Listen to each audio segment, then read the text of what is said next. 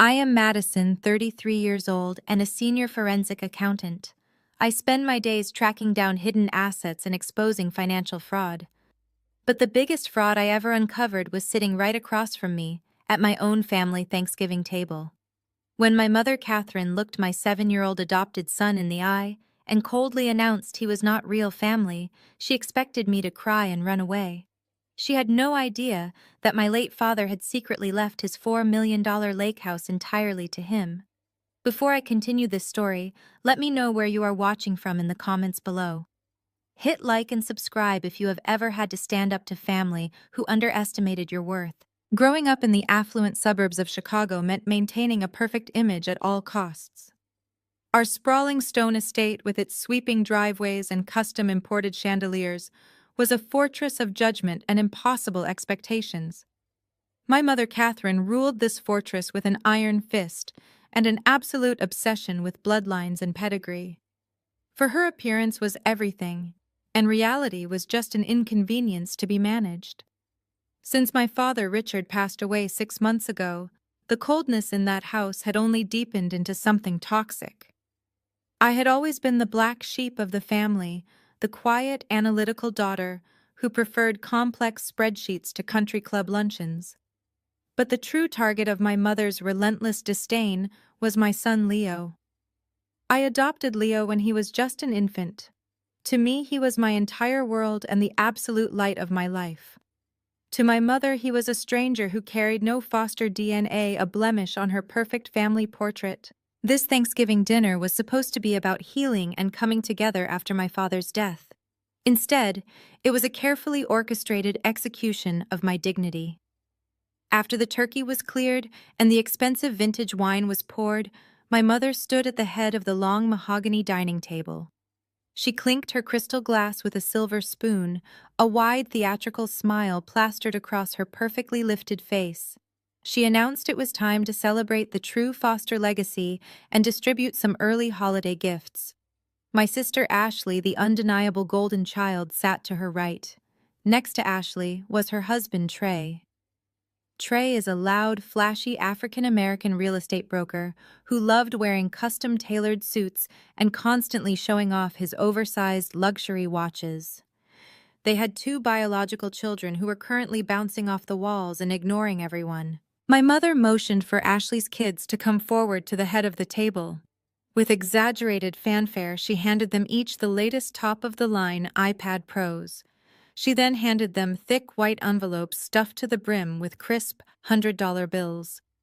The kids tore into the envelopes without a single word of thanks. Then my mother turned her attention to Ashley. She pulled out a long velvet jewelry case and snapped it open to reveal a dazzling heavy diamond necklace.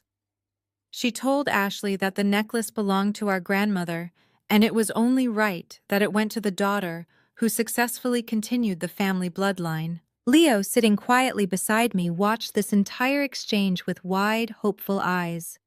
He was wearing his best little sweater vest and had combed his hair perfectly just for the occasion. Thinking it was just a regular family gift exchange, he slid off his heavy wooden chair and took a few tentative steps toward his grandmother. He had a shy, hopeful smile on his little face, his hands politely clasped in front of him. My mother looked down at him. Her theatrical smile vanished instantly, replaced by a gaze as cold as absolute zero. She pulled her hands back and pressed them firmly against her chest, as if Leo was carrying a contagious disease. She looked at him and said clearly and slowly, so the whole room could hear every syllable, "No, Leo. There is nothing here for you. You are not really family. These gifts are exclusively for the foster bloodline." The massive dining room fell dead silent. I could hear the heavy pendulum of the grandfather clock ticking in the hallway. Leo stopped dead in his tracks, his small shoulders dropping instantly. He looked back at me, confusion and deep hurt pooling in his dark eyes. Ashley let out a short, breathy laugh. She took a slow sip of her champagne and looked over at me with a cruel smirk. "Honestly, Madison, what did you expect?" she asked, her tone dripping with fake sympathy. "You should not have brought an adopted child to an intimate real family event." It just makes things awkward for everyone here. Trey leaned back in his heavy oak chair, crossing his arms over his broad chest. He flashed a highly condescending grin. Yeah, Maddie Trey chimed in loudly. You cannot just force a stray into the pedigree and expect us to treat him like an heir. Just take the kid to a diner or something and let us enjoy our holiday in peace. My heart hammered aggressively against my ribs, but my face remained completely still. Years of interrogating hostile corporate executives and tracing laundered money had taught me exactly how to control my emotions under extreme pressure. I did not scream. I did not cry. I did not storm out of the house like they so desperately wanted me to. I looked at the smug, arrogant faces of my mother, my sister, and my brother-in-law. They felt so incredibly powerful. They felt so secure in their inherited kingdom. They had absolutely no idea the financial and legal hellfire that was about to rain down upon them. I looked over at my brave 7-year-old boy standing near the head of the table. I caught his eye and gave him a single, barely perceptible nod. Leo understood exactly what that nod meant. He did not cry, and he did not run to me for comfort. Instead, he reached into the small pocket of his slacks and pulled out a sleek black velvet box. It looked like a jewelry box, the kind that might hold a luxury watch or a precious heirloom. The room was still completely silent, thick with the heavy tension of my mother's cruel declaration. Every eye at the table watched as my 7-year-old son took a step closer to Katherine. With a calm that completely defied his age, Leo extended his small arm and slid the black velvet box directly across the polished mahogany surface. It glided smoothly, stopping just inches from my mother's silver charger plate. Katherine stared at it, her perfectly arched eyebrows knitting together in deep confusion. Ashley and Trey leaned in their arrogant smirks, faltering just a fraction as curiosity took over. Leo looked up at her, his expression entirely neutral. "Grandma Mom told me to give this to you if you ever ignored me again," he said. His little voice was clear and steady, cutting through the suffocating atmosphere of the dining room. He did not sound angry or upset. He sounded like a messenger delivering an inevitable truth. After speaking his piece, Leo turned around and walked calmly back to his seat beside me, climbing onto his heavy wooden chair without another word. The sheer audacity of a 7-year-old boy standing his ground left my family temporarily paralyzed. Katherine let out a sharp, dismissive scoff. She looked at me with a mixture of amusement and extreme annoyance. "Oh, Madison, what kind of pathetic theatrical stunt is this?" she sighed dramatically. "Are you having him hand out fake apologies now? Because if this is some sort of childish joke, I am not in the mood." She reached out with her perfectly manicured fingers and grabbed the velvet box. She unlatched the tiny silver clasp and flipped the lid open, clearly expecting to find a handmade coupon or perhaps a plastic toy. She tilted her head to examine the contents. For 2 full seconds, nothing happened. Then the color completely drained from Katherine's face. Her jaw dropped open, and a sharp, blood-curdling scream ripped from her throat. It was not a scream of fear, but of pure, unadulterated shock and horror. She jerked her hands back, as if the velvet box had suddenly caught fire. The sudden, violent movement sent the box tumbling off the edge of the massive dining table. It hit the hardwood floor with a heavy thud. From the plush interior of the dropped box, 2 things spilled out onto the expensive Persian rug.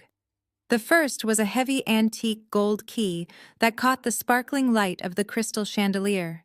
The second was a thick, meticulously folded stack of legal paper with a heavy embossed seal on the front page. Trey kicked his heavy oak chair back and leaned over to look at the floor. Ashley gasped loudly, her hands flying to her mouth as she recognized the official blue binding of a certified legal document. I did not rush to pick it up. I slowly reached for my crystal glass filled with a vintage Cabernet and took a long, deliberate sip. The wine tasted exceptionally sweet in that exact moment. I gracefully pushed my chair back and stood up, smoothing the front of my dress. I walked over to where the items had fallen, bent down, and picked up the thick stack of papers. I held it up high so the entire table could clearly see the gold foil seal of my father's private wealth attorney. "You see, Mother, my father knew exactly who you were. I said, my voice projecting clearly across the massive room. He knew that the moment he was gone, you would try to strip Leo of his rightful place in this family. He knew you would try to hoard everything for yourself and your precious golden child. That is why 2 months before he passed away, Dad had me set up a meeting with an attorney outside of your site. I tossed the document onto the table right on top of my mother's untouched dinner plate. That document you are staring at is an irrevocable trust deed, I announced proudly. And that gold key belongs to the front door of the $4 million lake house in Geneva. Dad loved that property more than anything in the world, and he wanted it to go to the only grandson who actually spent time fishing on the dock with him. He transferred the deed entirely into a trust.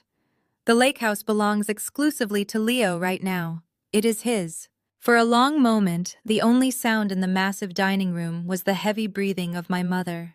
Her eyes darted frantically between the embossed document resting on her plate and my completely calm face. Then the fierce denial finally kicked in. It started as a low, breathless chuckle before erupting into a sharp bark of desperate laughter.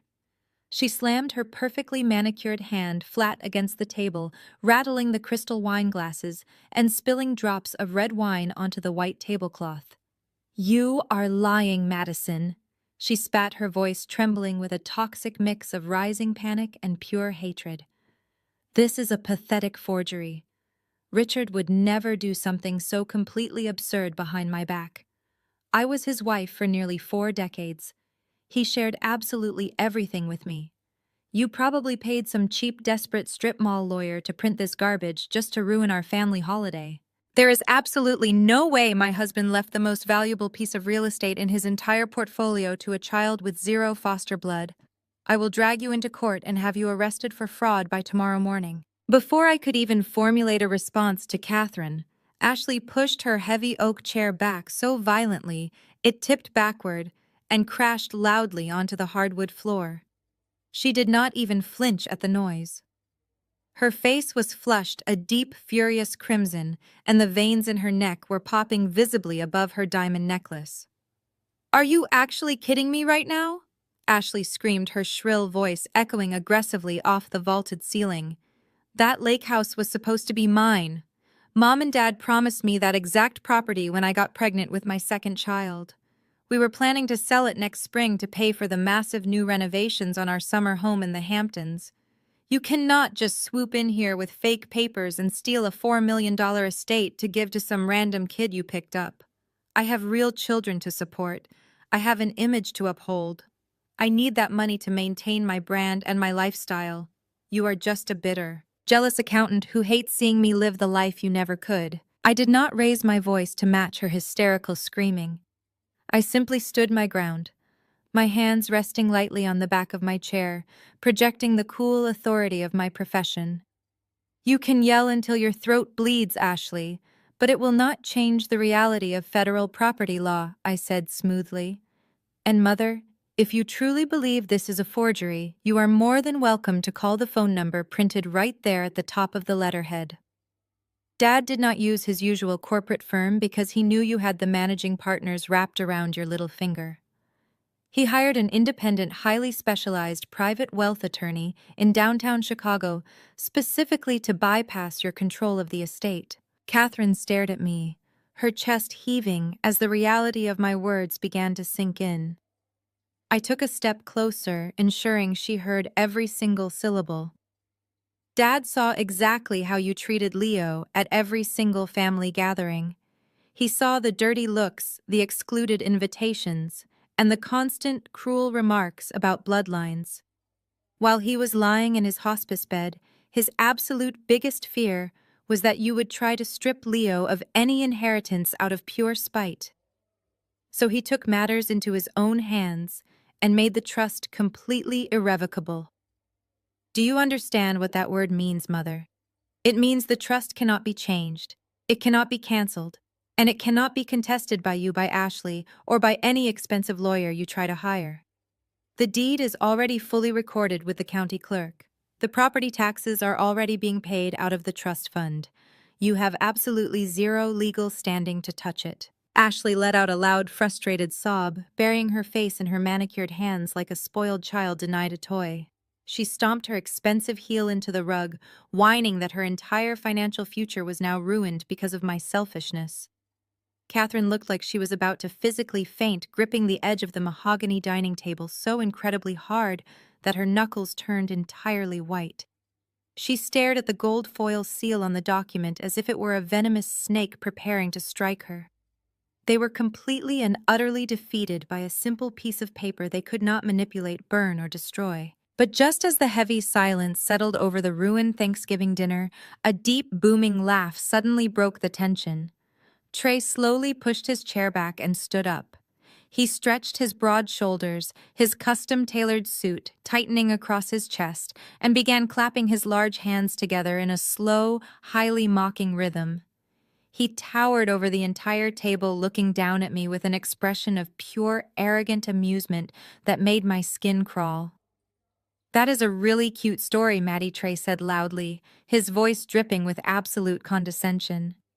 "And I am sure your little private attorney did a fantastic job drawing up those fancy papers for your kid.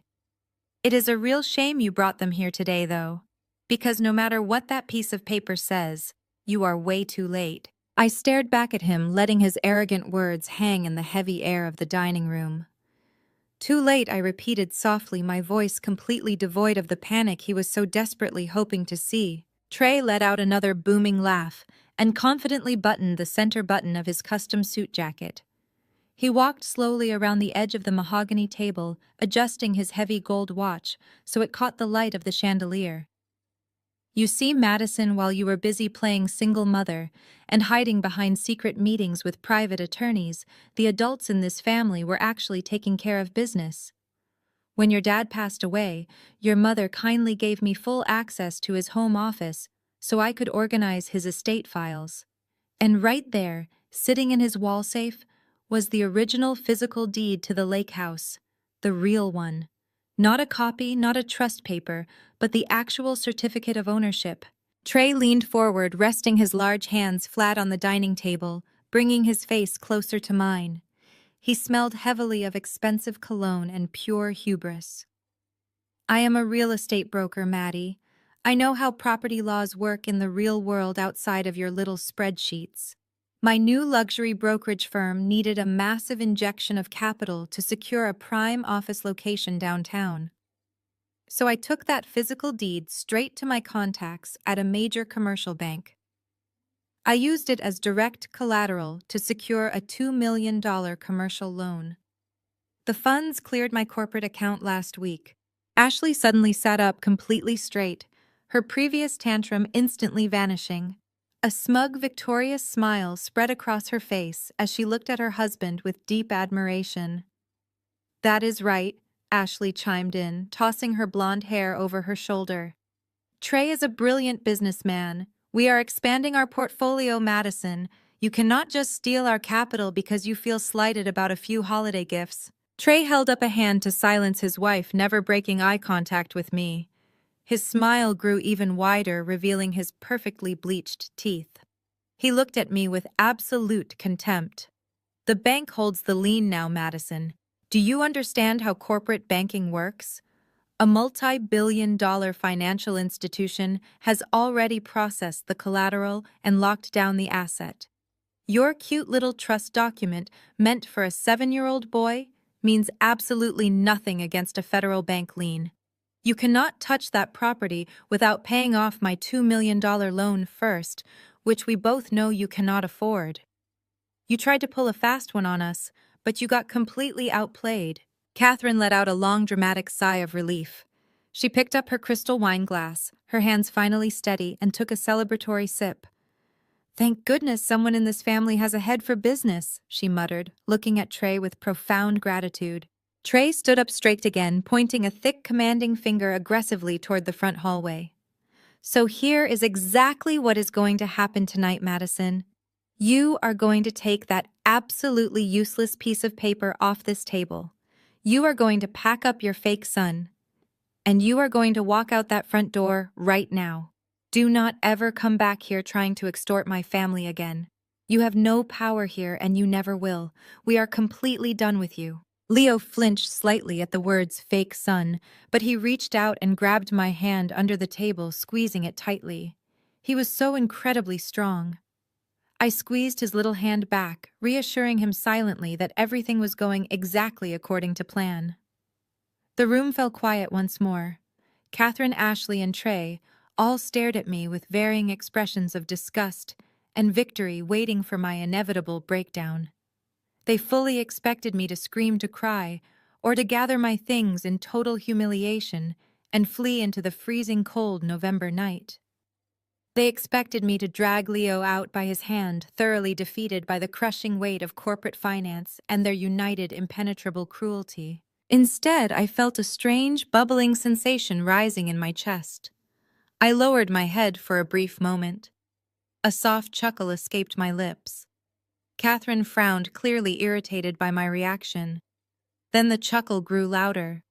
I threw my head back and started laughing. It was not a hysterical laugh, but a deep, genuine laugh of pure, unadulterated amusement. The sound echoed off the vaulted ceilings, completely unsettling the triumphant mood they had just established. Trey narrowed his eyes, his arrogant smile finally dropping. "What is so funny?" he demanded, his voice tightening with a sudden, unexplainable edge of nervousness. "Are you having a psychological breakdown, Madison?" I stopped laughing and wiped a single tear of mirth from the corner of my eye. I reached down into my heavy leather tote bag resting on the floor beside my chair. "No, Trey," I said, my voice dripping with dangerous anticipation. "I am just genuinely amazed at how incredibly easy you made my job." I pulled my silver laptop from the bag and placed it firmly on the mahogany table right next to the trust document. "Let me show you exactly what happens when a real estate broker tries to outsmart a forensic accountant." I spun my sleek silver laptop around so the bright screen directly faced Trey. The spreadsheet glowed with highlighted rows, bank routing numbers, and scanned copies of legal filings that I had spent the last 48 hours meticulously verifying. "Let me explain what I actually do for a living, Trey. You and Ashley see me as just a bitter single mother with a boring desk job, but the federal government sees me as a senior forensic accountant. I spend 60 hours a week ripping apart corporate ledgers to find the exact lies arrogant men like you try to hide. I track phantom assets, uncover shell companies, and hand white-collar criminals over to the Department of Justice on a silver platter. And your little $2 million commercial loan was quite possibly the sloppiest piece of financial fiction I have ever had the pleasure of investigating." Trey's smug expression faltered just a fraction as his eyes scanned the complex financial data radiating from my screen. The heavy gold watch on his wrist suddenly looked ridiculous, a fake symbol of wealth built entirely on a foundation of sand. I pointed firmly to the top document displayed. "You said you found the original physical deed in my father's safe." I continued, my voice steady, commanding the room with absolute authority. "And you are right. You did find a piece of paper. But if you had bothered to check the county clerk records, instead of just rushing to the bank to fund your flashy new office, you would have realized that paper was entirely void." Katherine gasped, her hand flying to her throat as she looked between me and her son-in-law. Ashley's victorious smile began to melt away, replaced by a growing look of absolute panic. She clutched her diamond necklace, her breathing growing shallow. "The moment my father signed that irrevocable trust, the original deed was legally superseded," I explained, making sure every word hit like a hammer. "You handed the bank an outdated, canceled copy of a property title that my father did not even own anymore. But wait, it gets much worse for you, Trey. Because that property was legally transferred into a trust, specifically designed for a minor child, any financial encumbrance placed upon it requires the explicit notarized signature of the legal guardian, which is me. I never signed a single document authorizing you to use my son's $4 million lake house as collateral for your sinking real estate firm." Trey swallowed hard. The thick veins in his neck were pulsing visibly under his stiff collar. He took a slow step back from the edge of the mahogany table. "The bank approved it," he stammered, his booming voice suddenly losing its arrogant edge. The underwriters cleared the paperwork. Madison, you are bluffing.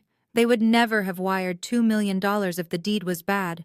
You are just trying to scare us with big words. They cleared it because you did not just hand them an outdated deed. Trey, I snapped, hitting a key on my laptop to bring up the next slide. I pulled the loan origination file directly from the underwriter's database this morning. I looked him dead in the eye, watching the sheer terror finally bloom in his dark eyes. To get this loan approved without my signature as the guardian, you had to produce a signature from the original owner to authorize the pledge. But my father was already dead. So you forged my dead father's signature on the asset pledge agreement. The dining room went completely still again, but this time the silence was suffocating. I pointed at the glowing screen, where two side-by-side signatures were displayed in high definition. One was my father's actual signature on a tax return, shaky and weak from his final weeks in hospice. The other was a bold, rushed imitation on Trey's bank loan, dated 3 weeks after his funeral. The forgery was so painfully obvious when placed next to the real thing. "You did not just secure a business loan," I said, my voice dropping to a dangerous whisper that carried to every corner of the room. "You committed federal mortgage fraud. You committed wire fraud by receiving the funds across state lines into your corporate account. And you committed felony forgery by signing the name of a deceased man to secure a multi-million-dollar commercial loan. You bypassed the trust you stole from a 7-year-old boy, and you defrauded a federally insured bank to do it. You are not a brilliant businessman, Trey. You are a criminal who left a massive paper trail." I watched as the reality of his actions crashed down upon him. The arrogant real estate broker who just told me to take my fake son and leave was now staring down the barrel of a federal indictment. "I did not even have to dig deep to find this," I added casually, leaning back in my chair. "You used your own work email to send the forged documents to the loan officer. You left the metadata intact on the PDF file, showing it was created on your personal computer a month after Dad passed away. As a forensic accountant, I usually have to chase money through offshore accounts and complex cryptocurrency ledgers. But you just handed me all the evidence I needed wrapped up in a neat little bow. Your desperation for cash blinded you to the fact that banking leaves a digital footprint that never goes away." I kept my eyes locked on him and continued my free legal consultation. "Let me break down exactly what happens next for you. Under Title 18 of the United States Code Section 1344, bank fraud carries a maximum penalty of 30 years in federal prison and a fine of up to $1 million per count. And since you transmitted those forged documents via email across state lines to the commercial bank headquarters in New York, you also triggered Section 1343 for wire fraud. That adds another 20 years to your potential sentence. Federal judges do not look kindly on wealthy real estate brokers who steal from minor children to fund their luxury office spaces. There is no slap on the wrist for this level of corporate financial crime, Trey. There is a strict mandatory minimum sentence. You are looking at a minimum of 5 to 7 hard years inside a federal penitentiary before you are even eligible to apply for early release. And the moment the federal grand jury hands down the official indictment, the State Real Estate Commission will instantly and permanently revoke your broker license. Your flashy career is entirely over. Every asset tied to your name will be frozen by the government. The transformation in Trey was absolute and immediate. The aggressive, towering man who had just ordered me out of the house seemed to physically shrink before my eyes. A thick bead of sweat formed on his forehead, rolling slowly down the side of his face and dripping onto the crisp white collar of his expensive custom suit. He unbuttoned his suit jacket with violently shaking hands, suddenly struggling to breathe in the suffocating atmosphere of the dining room. He looked at the glowing laptop screen, seeing his entire future collapsing into a tiny, undeniable spreadsheet cell. The arrogance was completely wiped away, replaced by the raw, animalistic terror of a man realizing he had just ruined his own life. He paced back and forth behind his chair like a caged animal, looking for an escape route that did not exist. Trey whipped his head around and glared fiercely at Katherine. His heavy breathing echoed loudly in the quiet room. "How did you not know about this?" He bellowed, his voice cracking with panic and rage. You told me the house was free and clear. You told me Richard left everything to you. You gave me the combination to that wall safe and told me to do whatever it took to secure the funding for my business. You set me up. Katherine recoiled in her chair, pressing her back against the expensive upholstery, as if trying to merge with the furniture. Do not raise your voice at me, Trey, she snapped back, though her voice completely lacked its usual venomous authority. I had absolutely no idea Richard went behind my back to a private attorney. I thought that deed in the safe was the only one that existed. How was I supposed to know he gave the entire estate to that adopted brat? Trey slammed his heavy hands onto the mahogany table, making the crystal wine glasses jump and clatter against each other. Because you were his wife, he screamed, spittle flying from his lips. It was your job to know the status of the estate. I put my name on those federal loan documents. I put my entire brokerage firm on the line. I am the one the FBI is going to arrest in the middle of the night, not you. I only forged that signature because you kept demanding I bring in more cash to support your daughter's completely out-of-control spending habits. You told me to handle it quietly. You promised me there would be no consequences if I just got the money flowing again. Ashley sat completely frozen in her chair. The beautiful, entitled golden child was watching her perfect, carefully curated reality disintegrate right in front of her eyes. The heavy diamond necklace around her throat, the very symbol of her supposed superiority, suddenly looked like a heavy chain weighing her down to the bottom of the ocean. She looked at her husband, a man she had just praised as a brilliant businessman, and saw a desperate, sweaty criminal who was about to be federally indicted. Then she looked at the silver laptop screen, seeing the undeniable digital proof of the forgery. All the blood completely drained from her face, leaving her skin a sickening chalky white. She dropped her crystal champagne flute. It shattered sharply against the hardwood floor, sending shards of glass and expensive alcohol everywhere, but no one even bothered to look down at the mess. Ashley realized with horrifying clarity that the $2 million loan funding her luxury vacations, her designer wardrobe, and her massive Hampton summer house renovations was stolen money. And she realized that the loud, arrogant man she married was not just going to lose his prestigious business. Her husband was going to federal prison, and he was taking her entire lavish lifestyle down with him. Ashley did not just sit there in quiet realization. The shock radiating through her body quickly mutated into a violent, explosive rage. She scrambled out of her heavy oak chair, her expensive designer heels slipping slightly on the spilled champagne covering the hardwood floor. Without a single second of hesitation, she lunged directly at her husband.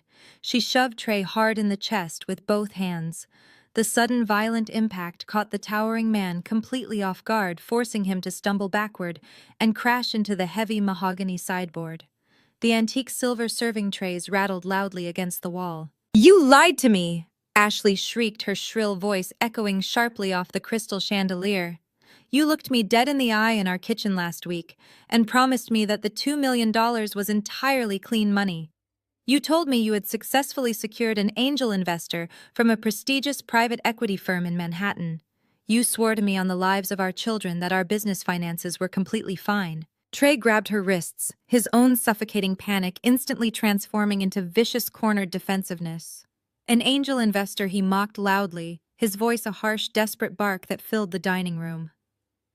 "Are you completely delusional, Ashley? Look around you. Nobody is blindly investing $2 million of clean capital into a startup real estate brokerage in this economy. Especially not one that is bleeding cash. I had to forge that deed. I had to take that loan because you were bleeding us entirely dry." Ashley ripped her hands away from his grip, her face contorted in absolute disgust. "How dare you blame me for this?" she screamed. "I am blaming you because it is your fault," Trey yelled right back, stepping aggressively toward her. "You spend $50,000 a month just to keep up this pathetic rich mom influencer persona on the internet. Do you honestly think I do not see the credit card statements every single morning? You spent $10,000 on a custom Birkin bag last month just so you could take a single photo for your followers. You blew $20,000 on a first-class trip to Aspen because you could not bear the thought of flying commercial like a normal person. You demanded that we gut and completely renovate the Hampton summer house because you decided the kitchen counters were the wrong shade of Italian marble. Where exactly did you think that money was coming from, Ashley? Money does not just fall from the sky. It has to come from somewhere. Ashley gasped loudly, placing a dramatic hand over her chest, deeply offended that he dared to expose her reckless spending in front of the family. I am building a highly lucrative personal brand, she screamed, tears of pure fury, ruining her perfect, expensive makeup. My image is a valuable asset to our future. You are the man of the house. It is your literal job to provide the lifestyle I was promised when I married you. You do not get to commit massive federal felonies behind my back and then blame me for your own pathetic incompetence as a provider. You forged a dead man's signature. You stole from my own family to cover your tracks. Your family. Trey scoffed loudly, throwing his hands up in the air and pointing an aggressive finger at Katherine, who was sitting frozen in her chair at the head of the table. Your mother practically begged me to find a quiet way to access your father's estate. She was terrified that the cash would run out before she could secure her exclusive country club memberships for the next decade. Do not stand there and act like some innocent victim, Ashley. You happily spent every single stolen dollar the very second it hit our joint checking account. You did not ask any questions when the money was flowing. You are just as guilty as I am. I stood there, calmly by my chair, my arms crossed, watching the picture-perfect couple tear each other apart, piece by piece. The glamorous facade of the beloved golden child and her highly successful husband was completely gone. They were replaced by two greedy, desperate people, turning into wild animals trapped in a sinking cage. They did not actually love each other. They only loved the money, and now that the money was gone, they were fully prepared to throw each other to the federal authorities to save their own skin. The massive dining room was rapidly devolving into absolute chaos. Ashley picked up a heavy silver serving spoon from the table and threw it directly at Trey, narrowly missing his head and denting the expensive custom wallpaper behind him. Trey yelled a string of vicious, unforgivable insults, loudly threatening to tell the police that Ashley was the mastermind who forced him to forge the legal documents. Just as Ashley lunged at him again with her fingernails raised, a loud, violent slam echoed through the entire room. Katherine brought both of her hands crashing down onto the mahogany dining table. Enough, Katherine roared, her voice vibrating with a terrifying, desperate authority.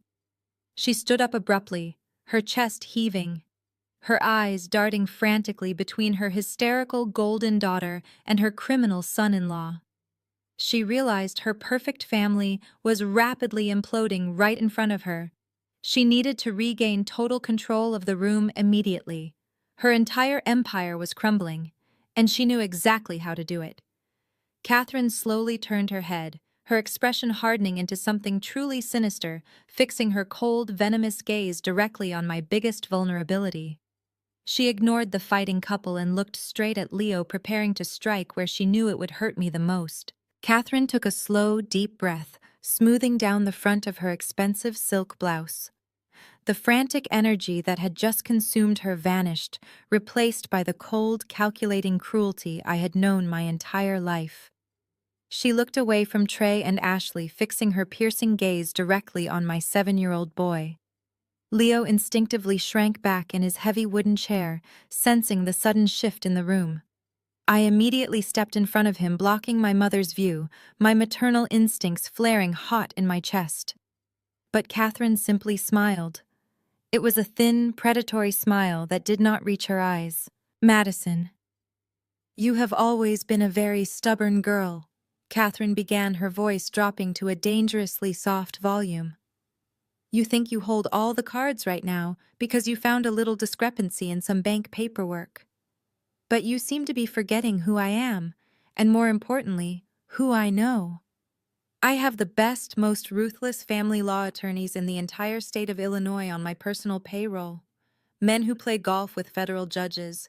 Men who can make a single mother's life an absolute living nightmare with a single phone call. I kept my expression entirely blank, refusing to give her the satisfaction of seeing my fear. What exactly are you threatening, Mother? I asked evenly. Katherine took a deliberate step toward me, resting her manicured hands on the back of her chair. I am not threatening anything, Madison. I am making a promise. If you do not withdraw this ridiculous fraud accusation against Trey and immediately sign that trust over to your sister, I will call Child Protective Services tomorrow morning. I will personally file an emergency petition for full custody of that boy. And I will make absolutely sure you never see him again. Ashley and Trey completely stopped their vicious bickering. They turned to watch Katherine, a sick glimmer of hope returning to their eyes. They realized Katherine was using the nuclear option to save their stolen money. You have absolutely no grounds for custody, I stated, though I could feel a tiny knot of anxiety tightening in my stomach. I am a highly successful professional. I provide a beautiful safe home for my son. Katherine let out a dry, mocking laugh. Grounds do not matter when you have unlimited resources, Madison. You work 60 hours a week chasing criminals. You are a single woman with a high-stress job and no husband to help you. I will hire experts to testify that your demanding career constitutes severe child neglect. I will tell the judge that your sudden obsession with ruining your own family proves you are deeply mentally unstable and vindictively trying to destroy us out of pure jealousy. I will paint you as an unfit, unhinged woman who adopted a child as a prop for her own twisted psychological needs. Who do you think a conservative family court judge is going to believe? A wealthy, respected widow with deep ties to the community, or a bitter single accountant who tried to send her own brother-in-law to federal prison over a family misunderstanding? The sheer evil of her plan hung heavily in the dining room air. Katherine was fully prepared to throw Leo into the foster care system, ripping him away from the only mother he had ever known just to protect Ashley's luxury lifestyle and Trey's fraudulent business loan. She did not care about Leo. She just wanted the $4 million lake house, and she was willing to destroy 2 lives to get it. I am going to give you exactly 5 minutes to make a choice, Katherine whispered, her eyes completely devoid of any maternal warmth. You will sit down at this table right now. You will draft a legally binding document transferring the trust and the property deed to Ashley. You will hand over that gold key. If you do, I will let you take your fake son and walk out of here, and we will pretend this ugly little dinner never happened. If you refuse, I will destroy your life, and that boy will be sleeping in a state-funded group home by the end of the week. Ashley wiped her tears, a victorious smirk slowly returning to her face. Trey let out a massive sigh of relief, leaning back against the wall. They thought Katherine had just won the war. They thought my love for my son would force me to surrender the absolute leverage I held over them. I looked down at Leo. He was watching me with total trust, knowing I would never let anyone hurt him. I did not flinch. I did not cry. I did not beg for my mother's mercy. I slowly reached back into my heavy leather tote bag. I was really hoping you would threaten my son, Mother. I said, my voice eerily calm as I pulled out a thick, bright red folder. Because it makes this next part so much easier. I let the heavy red folder slip from my fingers. It landed on the mahogany dining table with a sharp, heavy smack that echoed like a gunshot in the silent room. I reached out and slowly flipped the cover open. Inside was a massive stack of bank statements, wire transfer receipts, and printed financial ledgers. Every single page was covered in my meticulous yellow highlighter marks and red ink annotations. Katherine stared down at the documents, her threatening posture instantly dissolving. Her eyes darted across the top page, and for the first time tonight, she looked genuinely terrified. You want to talk about court, Mother? I asked, keeping my voice dangerously low and steady. Let us talk about what happens when a judge opens up the financial records of my father's estate. Let us talk about the last 6 months of his life. We all know how much pain Dad was in when the cancer finally spread. We all remember sitting in the living room while you cried your fake tears, telling us that you were doing absolutely everything in your power to save him. You told the entire family that you had found an exclusive, highly experimental medical treatment program based in Switzerland. You claimed they were sending specialized doctors and unapproved medications directly to his hospice bed here in Chicago. Ashley nodded slowly, her brow furrowed in deep confusion. She said the treatments cost a massive fortune, Ashley whispered, looking back and forth between me and our mother. She said it drained the entire emergency medical fund. I turned my gaze to Ashley, offering her a rare look of genuine pity.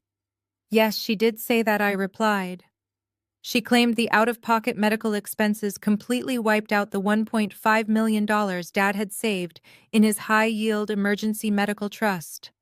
You all praised her for being such a devoted, loving wife. You comforted her when she said the treatments were not working and the money was gone. But I am an accountant, Ashley. When Dad passed away, I needed to officially reconcile the estate for tax purposes. I needed the invoices from that Swiss medical clinic to write off the massive medical expenses. I pulled a single sheet of paper from the red folder and slid it toward the center of the table. I called the medical board in Switzerland. I continued watching my mother's face turn the color of ash. The clinic you named does not exist. The doctors you claimed were treating Dad are completely fictitious. Not a single dollar of that $1.5 million went to any kind of medical care or experimental treatment. While my father was lying in a hospice bed in the other room, literally fighting for his final breaths, you were sitting at his desk logging into his private banking portal. Katherine opened her mouth to speak, but no sound came out. She gripped the edge of the table, her knuckles stark white against the dark wood. I turned the next page of the folder, revealing a long list of wire transfers. You were very careful, Mother. You authorized dozens of wire transfers over a period of 4 months. You deliberately kept the amounts under certain thresholds, trying to avoid triggering automated federal fraud alerts. You routed the money through a completely untraceable shell company registered in Delaware. You thought you were so incredibly clever. You thought the money had simply vanished into thin air, leaving you looking like a grieving widow who tried everything to save her dying husband. But you clearly forgot what I do for a living, I said, my voice rising with righteous anger. Money never simply vanishes. It always leaves a digital trail, and I followed yours all the way to the very end. The Delaware Shell Company did not keep the cash. They acted as a pass-through entity, instantly converting the stolen $1.5 million into cryptocurrency, specifically untraceable digital coins stored in offshore wallets based in the Cayman Islands. Trey let out a low, panicked groan, covering his face with his large hands. I looked directly at my brother-in-law, my eyes narrowing with absolute disgust. The problem with offshore crypto wallets, Trey, is that someone eventually has to log in to manage the funds. And when you log in, your internet service provider records the digital location. I pulled the access logs for those specific offshore wallets. Every single login for the past 6 months originated from the network registered to your luxury real estate office downtown. Your fake clinic was a smokescreen for a massive domestic theft. You did not just forge a deed, Trey. You and my mother actively conspired to embezzle $1.5 million from a dying man. Ashley slowly turned her head to look at her husband. The horror etched into her perfectly contoured face was absolute. Her mouth opened and closed several times before she could even form a single syllable. Trey, she whispered, her voice trembling so violently it barely carried across the dining table. Tell me she is lying. Tell me you did not steal $1.5 million from my father while he was literally dying in the very next room just to feed your ego. Trey was sweating profusely now. The expensive custom fabric of his suit jacket clung to his back and underarms. He held his hands up, backing away from his wife as if she were a live explosive. It is not what it sounds like, Ashley, he stammered, his booming voice completely stripped of its usual bravado. It was a strategic financial move. I was trying to protect the family assets. The real estate market was softening, and I saw a massive opportunity in digital currency. It was an investment for the family's future. I swear to you, I was going to double the money and put it right back into the medical fund before anyone noticed it was gone. I could not help but let out a sharp, genuine laugh. An investment for the family's future, I repeated mockingly, reaching for my silver laptop once again. I typed in a quick command and spun the screen back around to face them. Let me show you exactly what Trey's brilliant investment strategy looked like in reality. Because blockchain ledgers are public, Trey, they are permanent, immutable records of every single transaction. and once I matched your IP address to your offshore wallet, I could see exactly what you did with my father's life savings. I pointed to a jagged red line on a digital graph displayed on my screen. You see, Ashley, your husband did not buy blue-chip stocks or secure treasury bonds. He dumped $1.5 million of stolen cash into a highly volatile, completely unregulated alternative cryptocurrency. He bought in at the absolute peak of a completely manufactured internet hype cycle. Trey squeezed his eyes shut, unable to look at the glowing screen. He knew exactly what the graph showed. But the crypto market is ruthless, I continued, my voice echoing with cold precision. Exactly 4 days after Trey wired the last installment of Dad's medical money into his offshore account, the market experienced a massive, catastrophic correction. The digital coin he bought plummeted in value. A smart investor would have held on or cut his losses early. But Trey is a greedy, desperate amateur who was playing with stolen money. He panicked. I tapped my fingernail against the screen. Here are the blockchain receipts. As the price crashed, Trey frantically began selling off the digital assets, trying to salvage whatever cash he could. He sold at a 20% loss, then a 50% loss, and finally, in a blind panic in the middle of the night, he liquidated the entire remaining portfolio at the absolute bottom of the market crash. He lost it all. I announced clearly, letting the heavy reality crush whatever hope they had left. $1.5 million of untaxed cash stolen directly from a dying man, completely wiped out in less than 3 weeks. It is gone, Ashley. It evaporated into the digital ether because your husband thought he could outsmart the global financial markets from his office computer. Ashley collapsed back into her heavy oak chair. She looked like all the air had been physically punched out of her lungs. She stared blankly at the shattered crystal champagne flute on the floor. Her mind was frantically trying to process the sheer scale of the destruction. No house, no business loan, and now a $1.5 million federal theft hanging over their heads. Trey leaned heavily against the mahogany sideboard, burying his face in his hands, letting out a pathetic, muffled, desperate sob. As Ashley sat in the ruins of her perfect life, the initial shock began to fade, giving way to a much darker, more dangerous realization. She slowly lifted her head. She did not look at Trey. Instead, she turned her cold, furious eyes directly toward Katherine, who was still frozen at the head of the table. The math was not making sense in Ashley's head. "Mom," Ashley said, her voice dropping to a low, dangerous whisper that cut through the silence. "Trey is a greedy idiot, but he does not have access to Dad's private banking passwords. Only you did. Why in the world would you ever willingly wire $1.5 million of Dad's medical money into an offshore account owned by my husband in the first place?" Katherine's face, already devoid of color, seemed to freeze entirely. She did not answer Ashley. Instead, she slowly raised her hand, her manicured finger pointing directly at Trey. "Shut your mouth right now," she commanded, her voice a sharp, hissing blade that sliced through the heavy silence. "If you say another word, I swear to you I will make sure you spend the rest of your pathetic life rotting in a federal cell. You took the money, you lost the money. This is entirely on you." Trey stared at her, the sheer panic in his eyes slowly morphing into something far more dangerous. He realized exactly what was happening. His mother-in-law was fully prepared to throw him under the bus. She was going to let him take the fall for the entire $1.5 million theft, painting herself as a confused, grieving widow who had simply been manipulated by an aggressive son-in-law. He looked at Ashley, who was staring at him with unbridled hatred, entirely ready to cast him aside. He was going down, and he knew it. But Trey was a street fighter wrapped in a custom suit, and he was absolutely not going down alone. "Do not you dare threaten me, you hypocritical old witch!" Trey roared, stepping aggressively toward the head of the table. He did not care about the mortgage fraud anymore. He did not care about the crypto crash. He was fighting for his actual survival. "You are not going to pin this entire disaster on me while you play the innocent victim." Katherine slammed her hand on the table again. "I said shut up," she shrieked, finally losing the last shred of her carefully curated composure. "I gave you that money to invest." "Investment?" Trey laughed a harsh, ugly sound that echoed in the vaulted dining room. It was not an investment, Ashley. He turned back to his wife, his eyes wide with desperate vindication.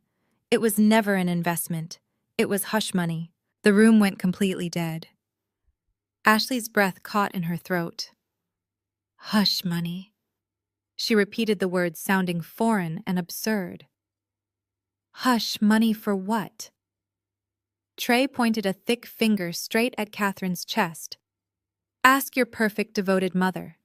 Ask her what she was doing while your father was lying upstairs in his bedroom undergoing intensive chemotherapy.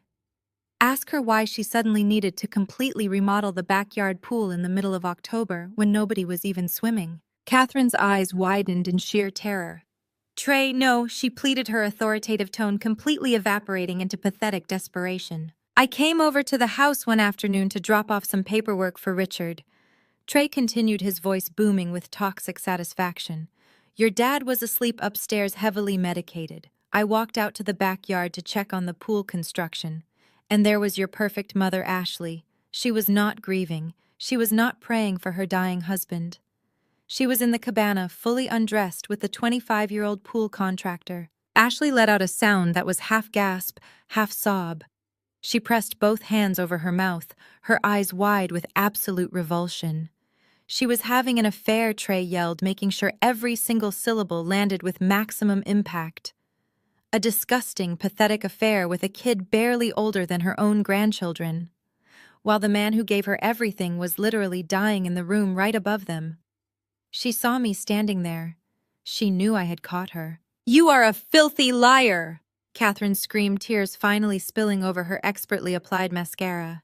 She lunged forward, trying to grab Trey, but she stumbled against the heavy wooden chair. I am not lying, Trey shot back. Why do you think she suddenly gave me full access to the estate accounts? Why do you think she agreed to wire $1.5 million of medical funds into a Delaware shell company? She was terrified I would tell Richard. She was terrified I would tell you, Ashley. She knew that if Richard found out she was sleeping with a pool boy while he was dying, he would immediately rewrite his will and cut her out of the estate entirely. She paid me $1.5 million to keep my mouth shut. And I took it because you, Ashley, were demanding a brand new kitchen in the Hamptons. The absolute magnitude of the betrayal hit the room like a physical shockwave. The perfect family, the devoted wife, the brilliant businessman, the golden child. It was all a complete, utterly disgusting lie built on theft, adultery, and extortion. Katherine had stolen the money to cover up her affair, and Trey had extorted a dying man's medical fund to feed his wife's bottomless vanity. I stood by my chair, my arms crossed, watching the final pillars of my mother's toxic empire crumble into absolute dust. Ashley turned her entire body toward Katherine. The profound worship she had always held for her mother evaporated instantly, replaced by a visceral, shaking disgust. You slept with the pool boy? Ashley shrieked, her voice cracking under the heavy weight of the betrayal. You let Dad lie in that hospice bed, pumping his veins full of morphine while you were out in the cabana with a child.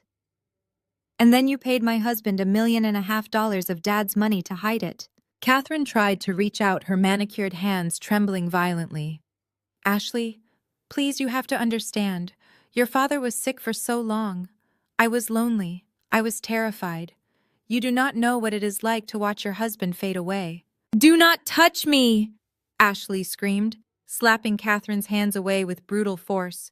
You absolute hypocrite! You spent my entire life judging every single decision I made. You told me I had to marry a wealthy man to maintain the family image. You told me I had to be perfect. And you were running a disgusting, cheap affair behind the house. You are sick. You are a monster. Katherine realized she had lost her golden child forever. The polished, aristocratic matriarch mask shattered completely, leaving behind nothing but raw, feral desperation.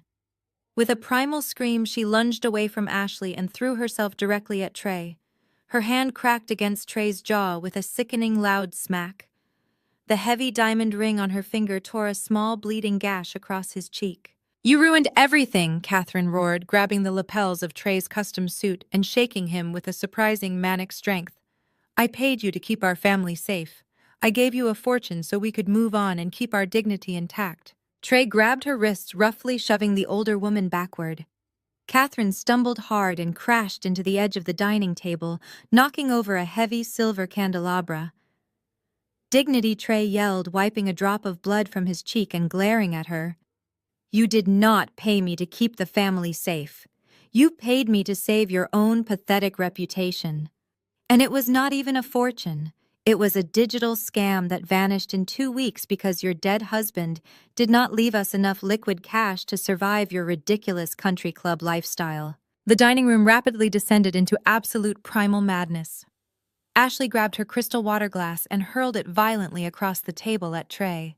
It missed his head by mere inches and shattered spectacularly against the antique mirror hanging on the far wall, raining sharp glass shards down onto the expensive mahogany buffet.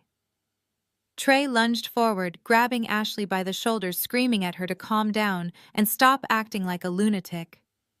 Ashley fought back fiercely, kicking her expensive designer heels at his shins and scratching wildly at his chest, tearing the fabric of his tailored shirt. Katherine shrieked, her perfectly styled hair falling into her face. She grabbed a heavy porcelain serving platter filled with roasted vegetables and hurled it blindly in Trey's direction. The platter smashed onto the center of the mahogany table, sending hot carrots, potatoes, and thick gravy exploding across the crisp white tablecloth.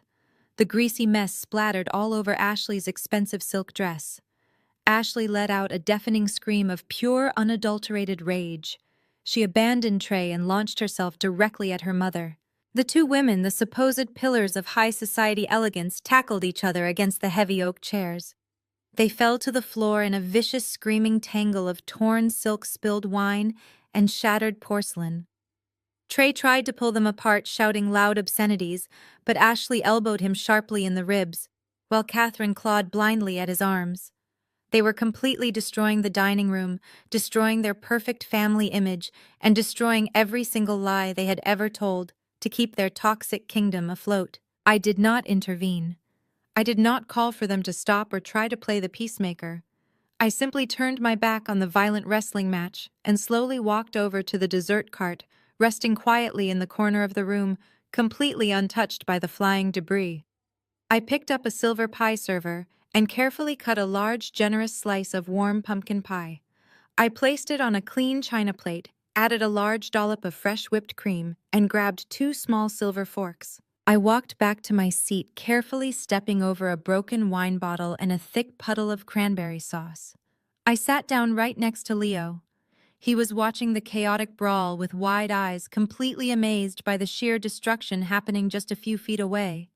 I gently placed the plate of pie in front of him and handed him a fork. "Eat your dessert, sweetheart," I said softly, giving him a warm, reassuring smile.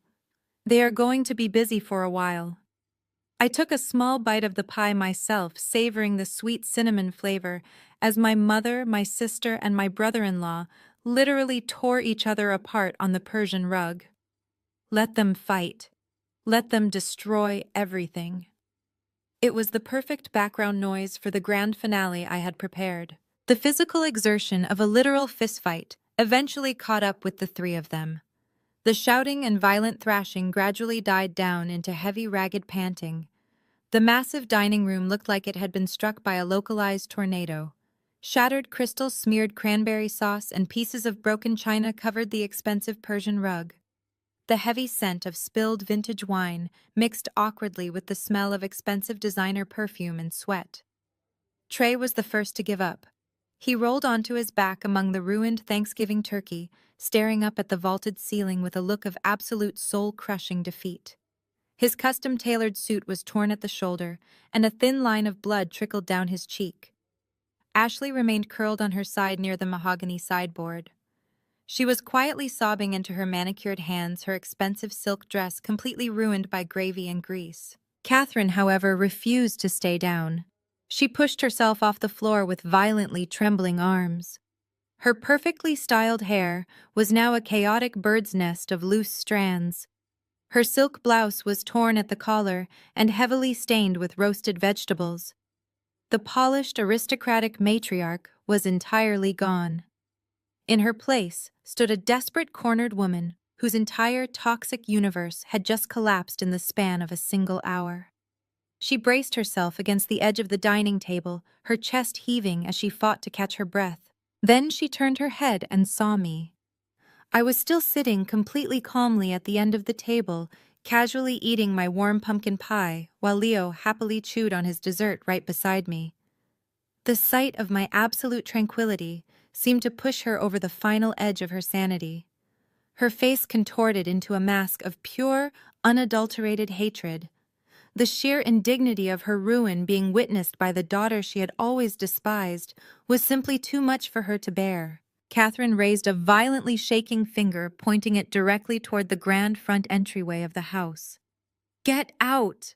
Katherine gasped, her voice sounding like gravel. She started hyperventilating, taking short, sharp breaths, as her panic transformed back into rage. "Get out of my house right this second, Madison. You have done exactly what you came here to do. You ruined your sister. You ruined my life. Now take your little stray and get the hell out of my sight." I placed my silver fork down on the china plate. I picked up a crisp linen napkin and politely dabbed the corners of my mouth. "I am not quite finished with my dessert, Mother," I replied evenly, my voice completely devoid of any intimidation. "This is not a negotiation," Katherine shrieked, her voice cracking painfully loudly. "You think you have won because you found out about some offshore accounts. You think a little forensic accounting gives you absolute power over me, but you forgot one very important detail. I am still Katherine Foster. And no matter what Richard did with that stupid lake house, I still own this massive estate." For 30 years, she had used this stone mansion as her ultimate trump card. She used it to control the family, hosting lavish parties to enforce her status. And she was desperately trying to use it now. "I own the ground you are sitting on. I own the chair you are sitting in. You are sitting in my $4 million mansion, and you are officially trespassing." Trey slowly sat up from the floor, wiping the blood from his cheek. Ashley sniffled loudly, looking up at her mother. For a brief, pathetic moment, Katherine tried to pull the tatters of her authority back around herself. She stood a little taller, despite the food stains covering her clothes, clinging to the delusion that she still held the high ground. "If you do not walk out that front door in the next 30 seconds, I am calling the local police," Katherine threatened, marching heavily toward the wall phone near the kitchen door. "I will tell them you broke into my home. I will tell them you instigated a violent physical altercation. I will press full charges for trespassing, and I will make absolutely sure the officers drag you down the front steps in handcuffs in front of the entire neighborhood.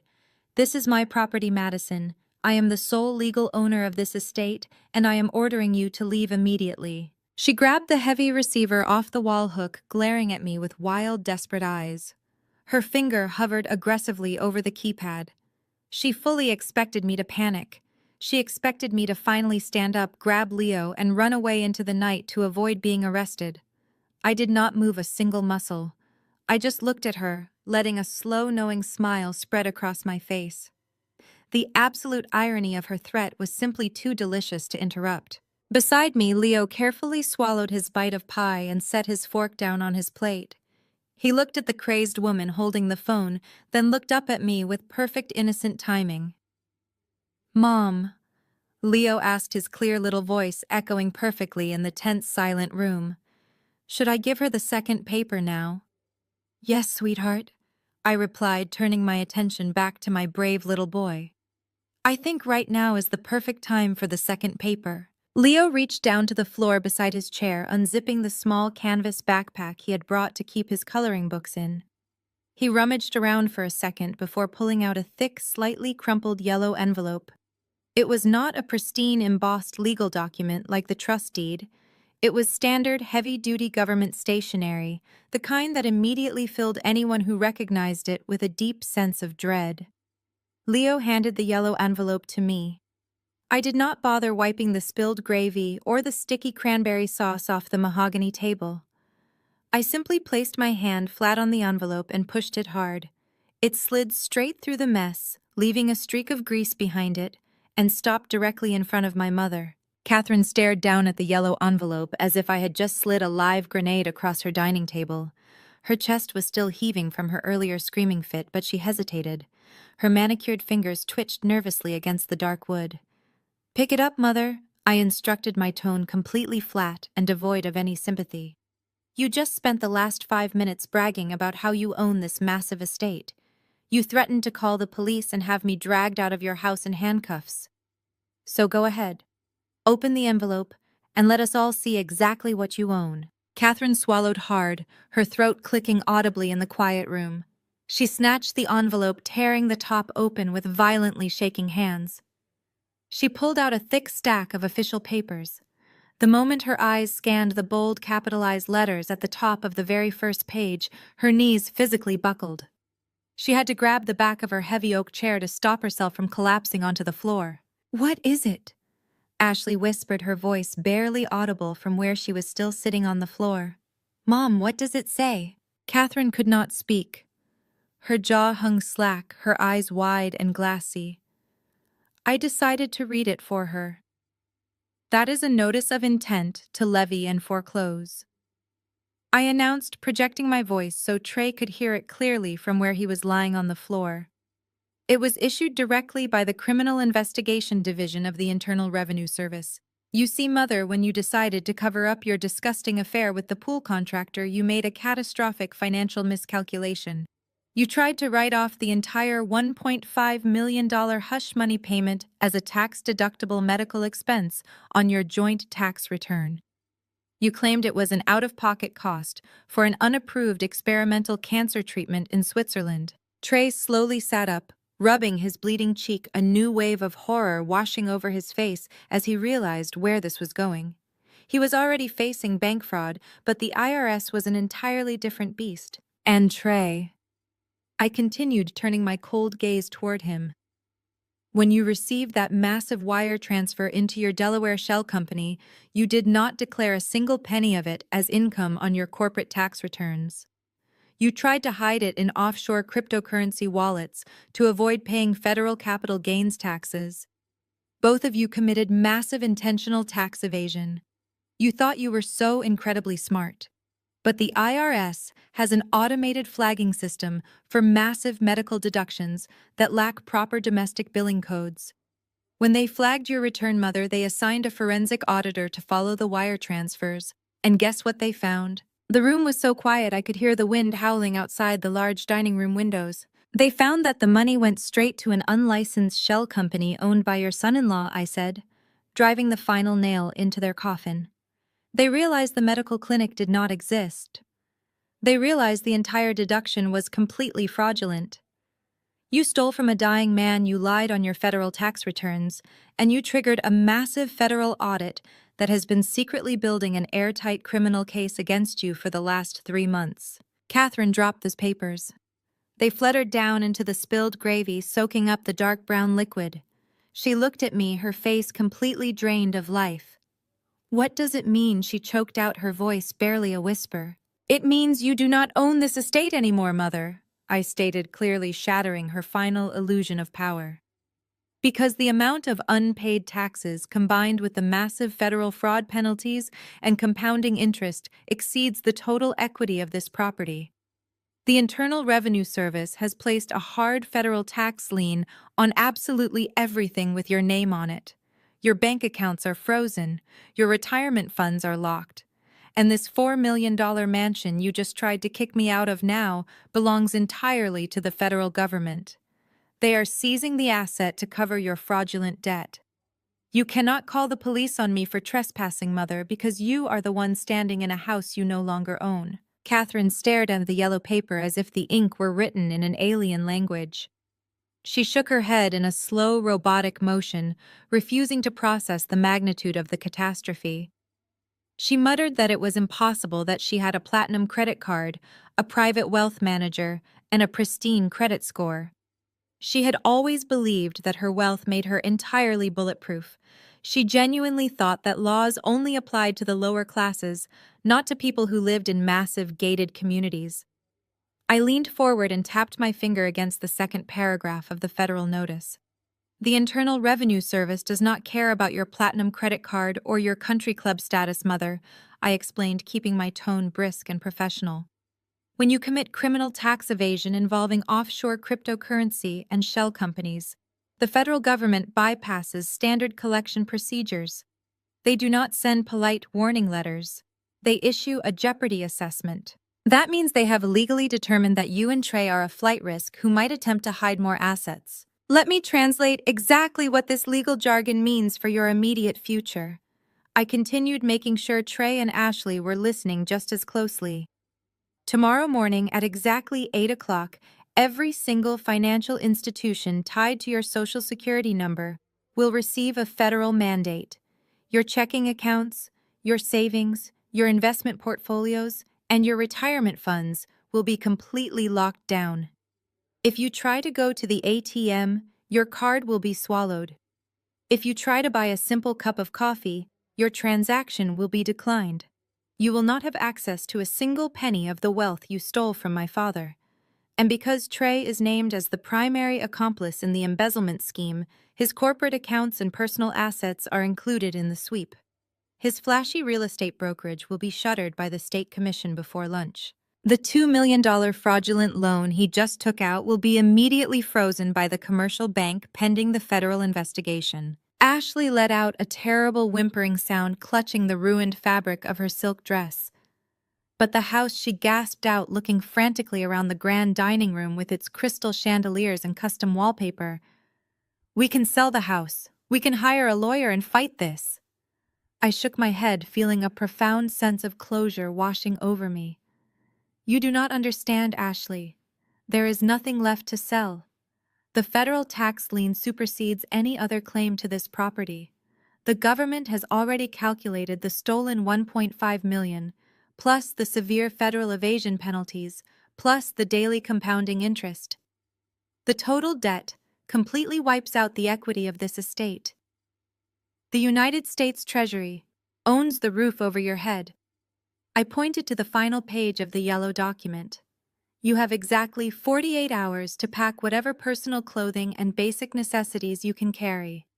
They will catalog every piece of antique furniture, every silver spoon, and every painting in this house to be sold at federal auction. You cannot take the expensive art or the heirloom jewelry you just paraded around earlier this evening. If you try to sneak anything of significant value out of this house in your suitcases, they will hit you with additional charges for concealing federal assets.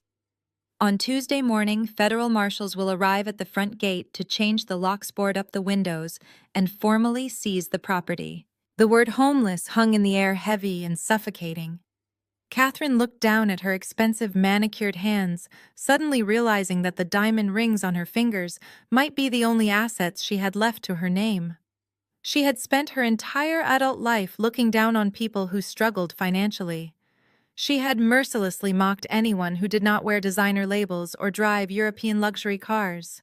She had just told my 7-year-old son that he was worthless because he did not share her supposedly superior bloodline. And now, in the blink of an eye, she was entirely destitute. She had no money, no home, no husband to bail her out, and no powerful friends who would dare cross the Internal Revenue Service to help her. The wealthy widows at the country club would completely ostracize her the moment the federal agents showed up to padlock her wrought iron gates. The scandal would be front-page news in their affluent community. Ashley was having a similar terrifying epiphany. She looked at Trey, who was still sitting on the floor with blood on his cheek, completely paralyzed by the sheer magnitude of his failure. Ashley realized she could not go back to her heavily mortgaged Hampton summer house, because that would be seized too. She could not maintain her wealthy influencer persona with frozen credit cards and a husband facing 30 years in federal prison. Her followers would watch her entire brand implode in real time as the federal indictments became public record. The luxurious, untouchable life she had built on a foundation of lies and stolen money was completely incinerated. She was going to have to pack her expensive designer bags with cheap clothes and figure out how to feed her children with zero income. The absolute finality of their ruin finally settled over the destroyed Thanksgiving table. Katherine and Ashley were completely broke, entirely homeless, and staring down the barrel of massive federal criminal charges. The arrogance was gone. The fight was over. Only the begging remained. The silence in the dining room broke with a ragged, pathetic sound.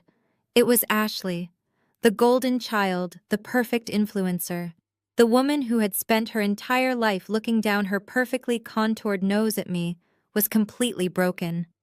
She did not just cry, she wailed. A deep guttural sound of pure terror tore from her throat. She scrambled across the hardwood floor, her expensive designer heels slipping in the spilled champagne and gravy. She did not care that her expensive silk dress was soaking up the greasy mess. She crawled right up to my chair and threw herself at my feet. Ashley reached out with shaking hands and grabbed the hem of my dress. She gripped the fabric so tightly her knuckles turned white. "Maddie, please," Ashley sobbed, looking up at me with mascara running down her cheeks in thick black streaks. "Please, you have to help us. You cannot just let them take everything we have. I have children. You are an aunt. You cannot let your nieces and nephews grow up with a father in federal prison and a mother living in a homeless shelter." I looked down at her. The sheer audacity of her plea was almost fascinating. Just 10 minutes ago, she was laughing along when our mother told my son he was not real family. Now she was clinging to my dress and weaponizing her own children to manipulate me. "You are a senior forensic accountant." Ashley gasped, her breathing erratic as she pulled herself up slightly, leaning her weight against my chair. "You know exactly how the Internal Revenue Service works. You know all the loopholes. You know how to hide money better than anyone else in the world. Please, Maddie, just log into your computer. Fix the books for us. Create some kind of fake paper trail to make the offshore accounts look legitimate. You can backdate the invoices for the medical clinic. You can make it look like Trey was actually making a real investment." I stared at her, my expression completely neutral. "You want me to falsify federal tax documents?" I asked, my voice calm and perfectly clear. "Yes," Ashley pleaded, desperately, completely missing the danger in my question. "Yes, whatever it takes. Just move the money around. Hide the digital trail so the federal auditors cannot find it. You are smart enough to outsmart them. If you do this for us, I swear I will never ask you for anything ever again. We will give you the lake house. We will not fight the trust. We will give Leo whatever he wants. Just protect us. We are your family, Maddie. We share the exact same blood. You cannot just abandon your own blood when we need you the most." Trey pushed himself up from the floor, his torn custom suit hanging off his broad shoulders. He stumbled over to the table, his eyes wide and bloodshot.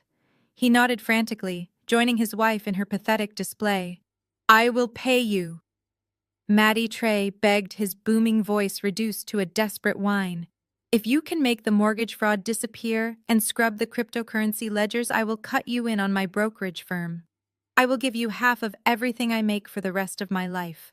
Just please do not let the FBI arrest me." Katherine slowly stepped forward, her expensive heels crunching on broken glass. She was trembling so violently she looked like she might shatter.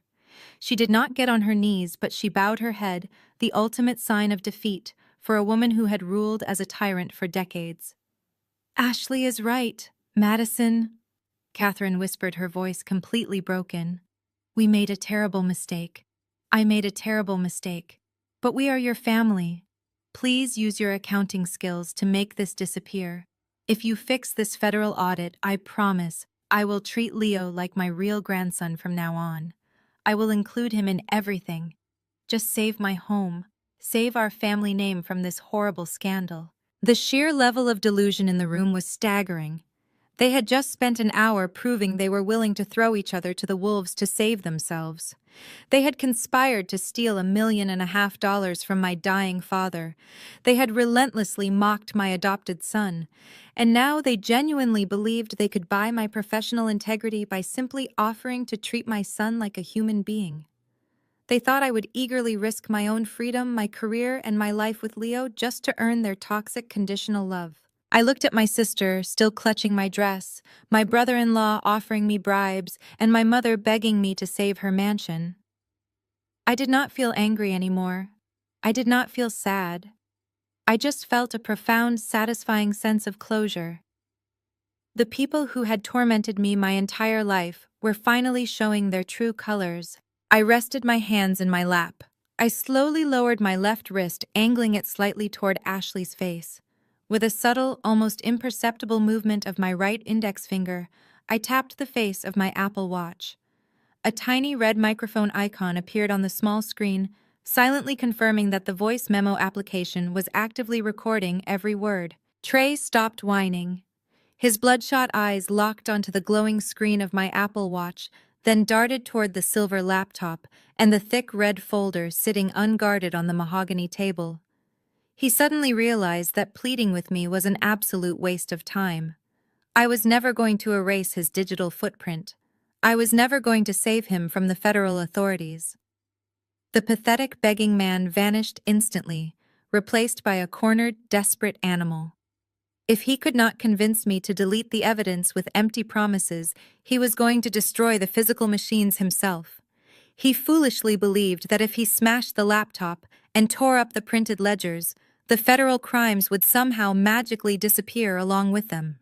With a sudden deafening roar of pure adrenaline, Trey lunged.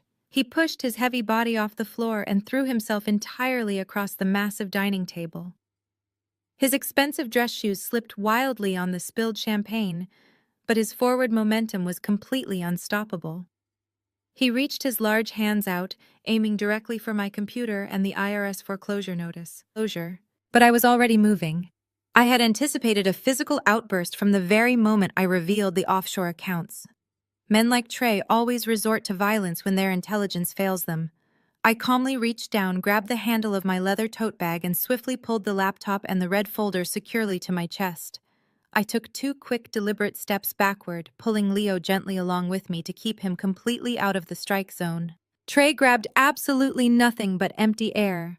Without my laptop to break his fall, his chest slammed hard into the polished mahogany surface. He slid uncontrollably across the slick mixture of spilled gravy, cranberry sauce, and shattered crystal. He slid straight off the far end of the dining table, flailing his arms wildly to find something to grab onto. Ashley screamed and tried to scramble backward. As Trey went completely airborne, his desperate, blindly grasping hand caught the edge of the heavy diamond necklace draped around her throat. He closed his fist around the glittering stones, just as gravity pulled his massive frame violently toward the floor.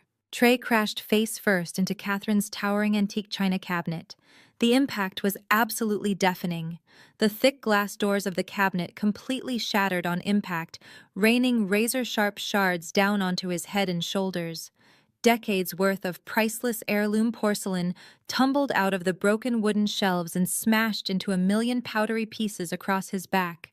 He collapsed into a groaning, bleeding heap on the Persian rug. Katherine shrieked in absolute horror as she watched her prized antique furniture and irreplaceable china turn to dust. But the sound that completely stopped the room was not the crashing porcelain. It was the sound of Ashley's necklace. When Trey fell, the sheer force of his weight snapped the thick clasp right off Ashley's neck. The supposed family heirloom hit the hardwood floor, but it did not make the heavy, distinct sound of precious gems and solid platinum. Instead, it made a light, cheap, hollow clatter. The necklace broke apart upon impact. Dozens of glittering stones scattered wildly across the floor, bouncing off the wooden baseboards and rolling under the heavy oak chairs.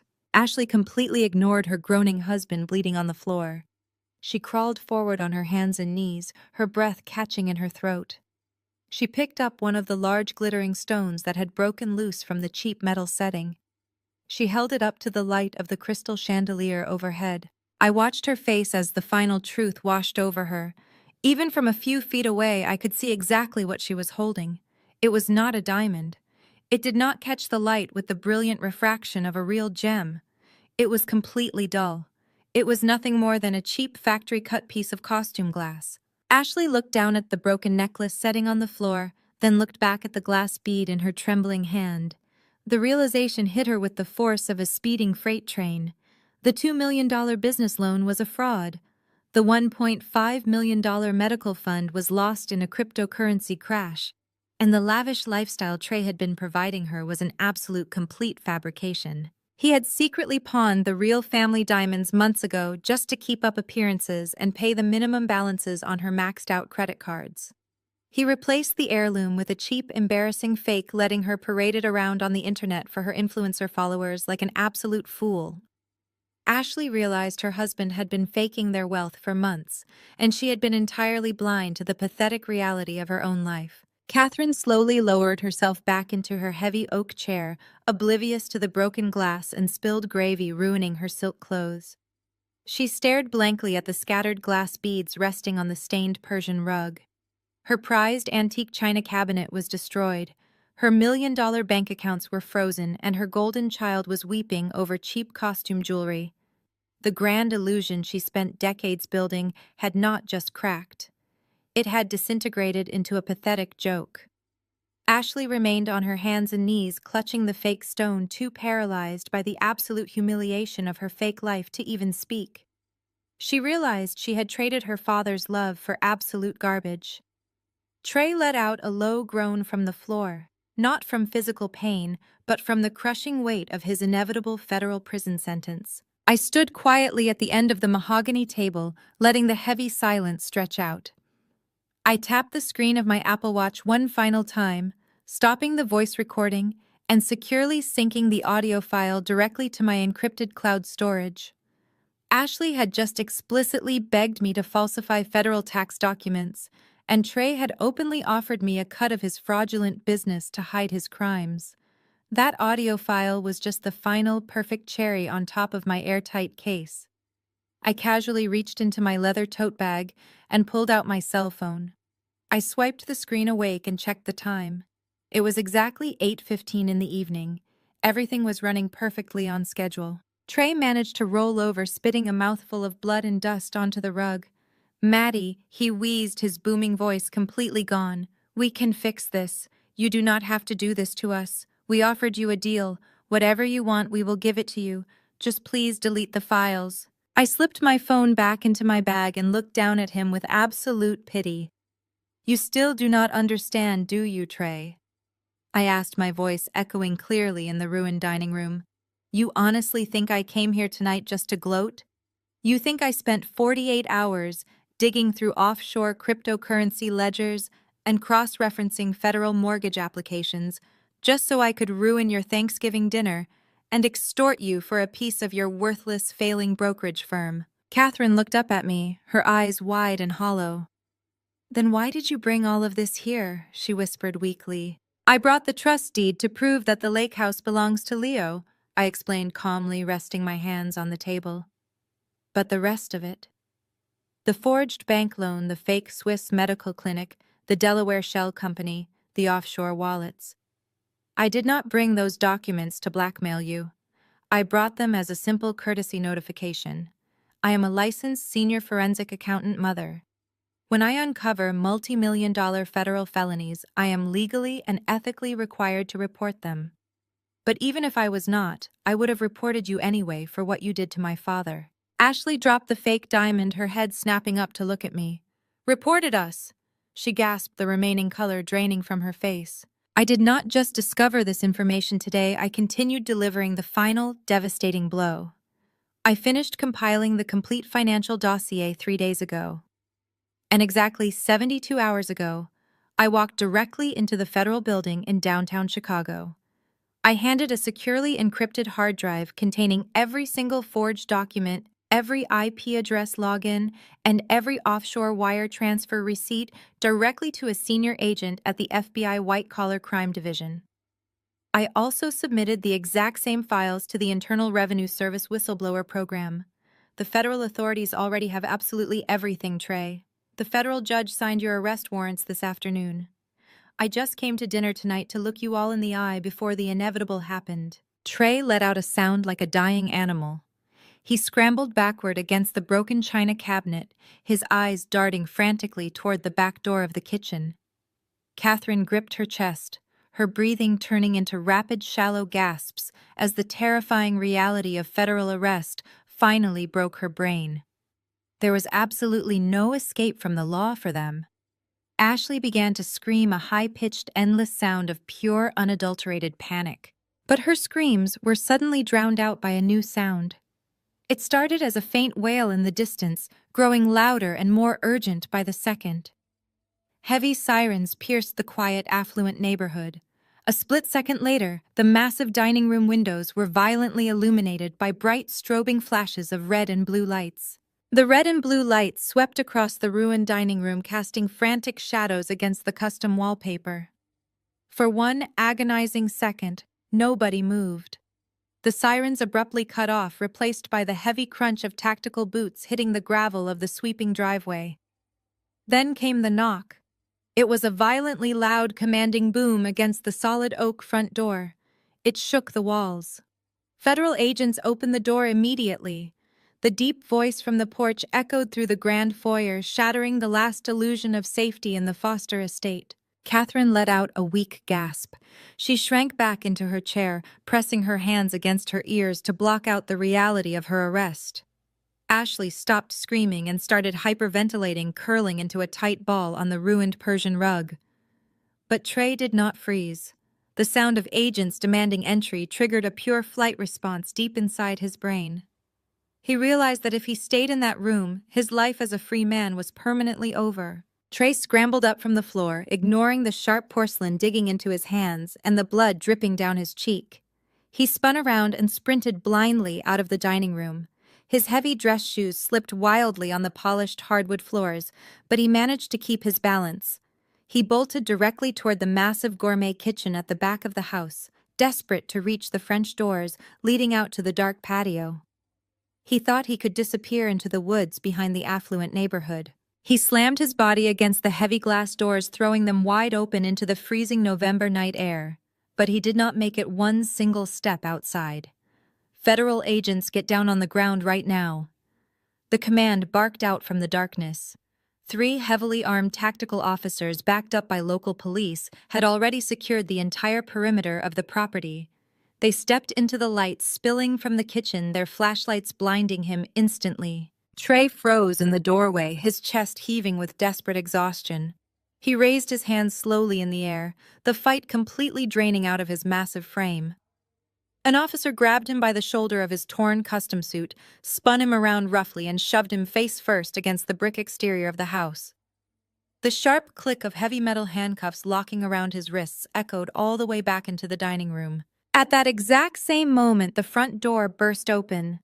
I watched calmly as a swarm of law enforcement officers flooded into the grand foyer. Men and women wearing dark windbreakers with large yellow letters plastered across their backs moved with absolute terrifying efficiency. They poured into the dining room, their boots crunching loudly over the shattered crystal and broken china. The stark contrast between the wealthy, elegant Thanksgiving setting and the cold, tactical reality of a federal raid was staggering. "Nobody move," the lead federal agent commanded, stepping to the head of the table. His sharp eyes scanned the chaotic scene, taking in the spilled food, the destroyed cabinet, and the terrified, sobbing women.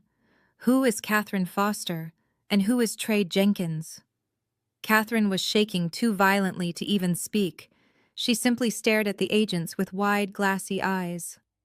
I reached into my leather tote bag one final time. I pulled out my official professional credentials.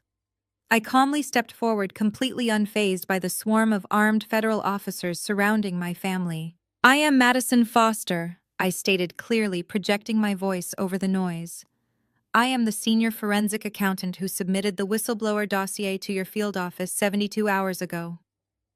I held up my identification badge so the lead agent could read my name and title. He gave me a sharp, respectful nod, instantly recognizing me as the cooperating professional who handed them an airtight financial fraud case. I turned and pointed directly at my mother, who was still cowering in her chair. "That is Katherine Foster," I said.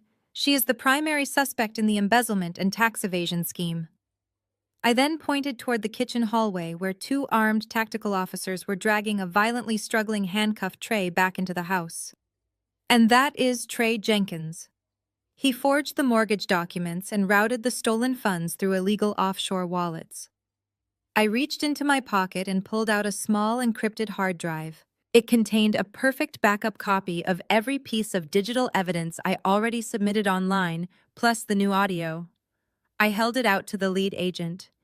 "Here is the exact physical drive containing the complete forensic ledger. Everything you need to secure their convictions is right here on this small device." The lead federal agent accepted the small black hard drive with a firm nod, slipping it safely into the breast pocket of his tactical windbreaker. He turned his attention back to the chaotic dining room, gesturing sharply to the armed officers standing by the grand entryway. "Secure the perimeter and prepare the suspects for immediate transport," he ordered, his voice cutting cleanly through the thick tension. Out in the hallway, the two tactical officers shoved Trey forward. His hands were bound tightly behind his back with heavy steel handcuffs. The sharp clinking sound echoed against the marble floors as they dragged his massive frame back into the bright light of the dining room. His torn custom suit jacket hung off his broad shoulders, and a fresh trickle of dark blood ran down his chin from where they had slammed him into the brick wall outside. Trey looked at the lead agent, then at the hard drive safely tucked away in the federal officer's pocket. The absolute reality of his situation crashed down on him. The federal government had his entire digital footprint, the offshore transaction logs, the forged bank signatures, and my recorded audio. He was facing decades behind bars. The sheer terror of a concrete cell completely broke whatever fragile loyalty he had left for his wife. "Wait! You have to listen to me!" Trey bellowed, struggling violently against the tight grip of the officers holding his arms. His bloodshot eyes darted frantically around the ruined room until they locked onto his wife. "You have the wrong person. I am not the criminal mastermind behind any of this. I did not want to steal from the estate. It was her." He violently jerked his head toward Ashley, who was still kneeling on the ruined Persian rug amid the shattered china. "She forced me to do it. She is a psychotic spender who was driving our family into absolute bankruptcy. She spends $50,000 a month on designer clothes, luxury vacations, and cosmetic surgeries just to look wealthy on the internet. She told me if I did not find a way to fund her pathetic lifestyle, she would divorce me, take my children, and completely ruin my professional reputation. She knew exactly where the money was coming from. She planned the entire thing. She is the one you need to arrest." The entire room seemed to hold its breath. Ashley froze, her hands hovering above the spilled champagne and broken glass. The tears streaming down her carefully contoured face instantly stopped. The man she had proudly flaunted to high society as a brilliant real estate broker was literally begging federal agents to lock her in a cage to save his own skin. The profound betrayal hit her like a physical blow, snapping her out of her panicked stupor. A dark, terrifying rage ignited in her eyes. It was the feral, destructive rage of a woman who had absolutely nothing left to lose. "You absolute coward!" Ashley shrieked, her voice tearing through the dining room with hysterical volume. She scrambled to her feet, ignoring the heavy gravy stains ruining her expensive silk dress. She pointed a shaking manicured finger directly at Trey's bleeding face. "How dare you blame me for your criminal incompetence? I did not forge my dead father's signature. I did not create a fake medical clinic to steal from a dying man. You are a disgusting, greedy liar." She turned frantically toward the lead federal agent, her eyes wide and manic with the desperate need for revenge. "Officer, listen to me. I know exactly where he hides everything. He is lying to you to cover up his own massive enterprise. He has more than just the money he stole from my father. He has a massive network of illegal offshore accounts in the Cayman Islands that he has been using to launder money for his shady real estate clients for years." Trey's eyes widened in sheer horror. "Shut up, Ashley," he roared, thrashing wildly against the tactical officers. "Do not say another word." "I will tell you absolutely everything," Ashley screamed over him, stepping aggressively closer to the federal agents. "I have the physical security fobs. I have the exact passwords written down in a black leather notebook hidden inside the false bottom of his closet safe. He has been dodging federal taxes since the day we got married. He bought properties under fake LLCs. He paid contractors under the table with stolen cash. He is running a massive financial fraud ring out of his downtown office. If you grant me full immunity right now, I will hand you the keys to his entire illegal empire. I will give you every single name, every single account number, and every single password you need to lock him away." The lead federal agent did not immediately promise her immunity, but he gave a sharp nod to one of the officers behind him to take down her official statement. Trey stared at his wife, his chest heaving under the torn fabric of his expensive suit. The absolute magnitude of her betrayal broke the final frayed thread of his sanity. He let out a dark, booming laugh that sounded completely unhinged. "You think you can make a deal?" Trey spat, his voice raspy and dripping with pure venom. "You are nothing without me, Ashley. You have zero skills. You have zero education. You are a parasitic trophy wife who spent the last 5 years bleeding my bank accounts dry to impress a bunch of strangers on the internet. Go ahead and tell them where the passwords are. They are going to seize every single dollar anyway. But do not pretend you are some innocent victim.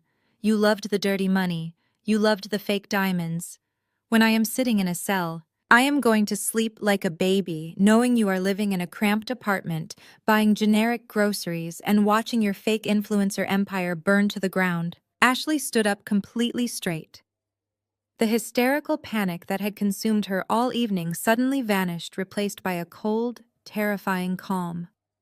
She walked slowly toward her handcuffed husband, stopping just a few feet away from the tactical officers holding him back. She looked him up and down with absolute, unfiltered disgust. "You think you are so powerful, Trey?" she said softly, her voice carrying a lethal edge that made even Katherine flinch. "You think you are this brilliant, untouchable patriarch, building a massive legacy for your children. You always bragged about your bloodline, your strong genetics, your perfect heirs." Trey glared at her, straining against the heavy steel handcuffs holding his arms behind his back. "I provided everything for those kids," he growled, spitting a mouthful of blood onto the Persian rug. "They carry my last name. They are my legacy." Ashley tilted her head, a wicked, razor-sharp smile spreading across her face. She leaned in closer, ensuring he could see the pure malice in her eyes. "Well, since we are handing out all the family secrets tonight, I have one more for the federal record," she whispered, before raising her voice so the entire room could hear the final nail being driven into his coffin. "You are going to rot in federal prison for the next 30 years, and I want you to think about this every single night when you go to sleep on a concrete slab. Our youngest son is not yours." The silence that followed was absolute. Katherine let out a weak gasp, burying her face in her hands as her obsession with the perfect family bloodline was shattered for the final time today. Trey froze, his bloodshot eyes widening in total incomprehension. "What did you just say?" He breathed out the words, barely escaping his throat. "I said he is not yours!" Ashley shrieked, letting the secret she had harbored for 3 years explode into the room.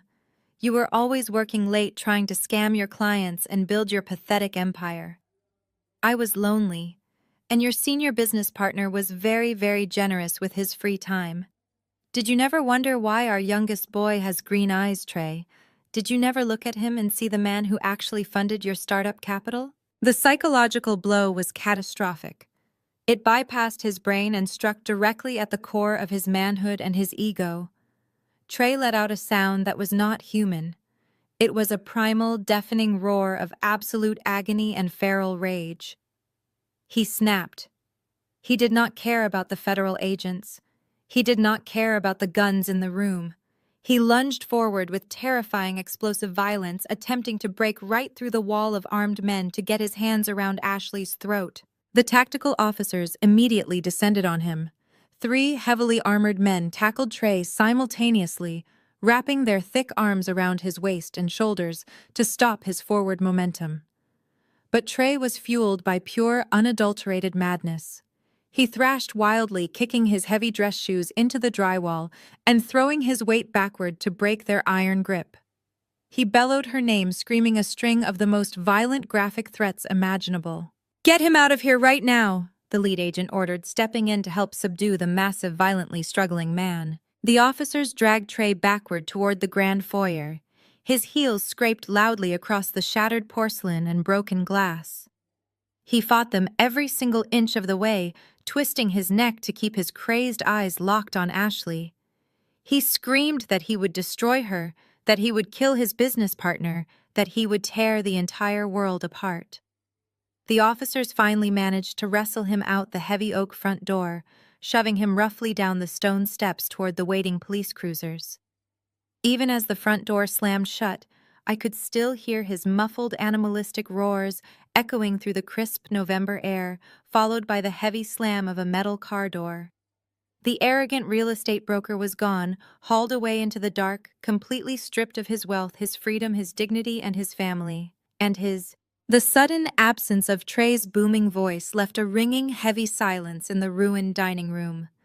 Ashley was still kneeling on the floor, staring blankly at the space where her husband had just been dragged away into the dark. She looked like a ghost completely hollowed out by the rapid-fire destruction of her entire universe. She did not move to comfort her children sleeping upstairs, nor did she attempt to call a lawyer to salvage the situation. She just knelt there, clutching the broken piece of fake glass jewelry entirely broken by her own vanity. The tactical officers who remained inside the house began systematically fanning out across the first floor, securing the massive perimeter. I could hear their heavy boots echoing on the marble tiles as they took preliminary photographs of the expensive art, the custom drapery, and the antique furniture that now belonged entirely to the federal government. The lead federal agent turned his attention away from the grand foyer and walked slowly back to the head of the mahogany table. He looked down at Katherine. She was still sitting in her heavy oak chair, but she seemed to have physically shrunk. The polished, terrifying matriarch who had ruled our family with an iron fist for decades was completely gone. In her place sat a frail, exhausted woman whose perfect life had just been exposed as a massive criminal fraud. Mrs. Foster, the lead agent, said, his voice carrying the firm, unmistakable weight of absolute legal authority. As of this exact moment, this property is under the direct jurisdiction of the United States Treasury.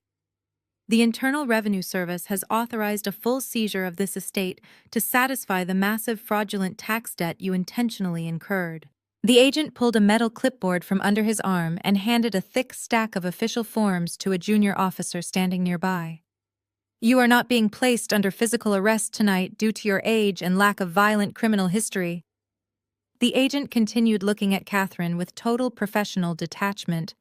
However, you are formally restricted from leaving the state of Illinois, and you will be required to surrender your passport tomorrow morning at the federal courthouse downtown.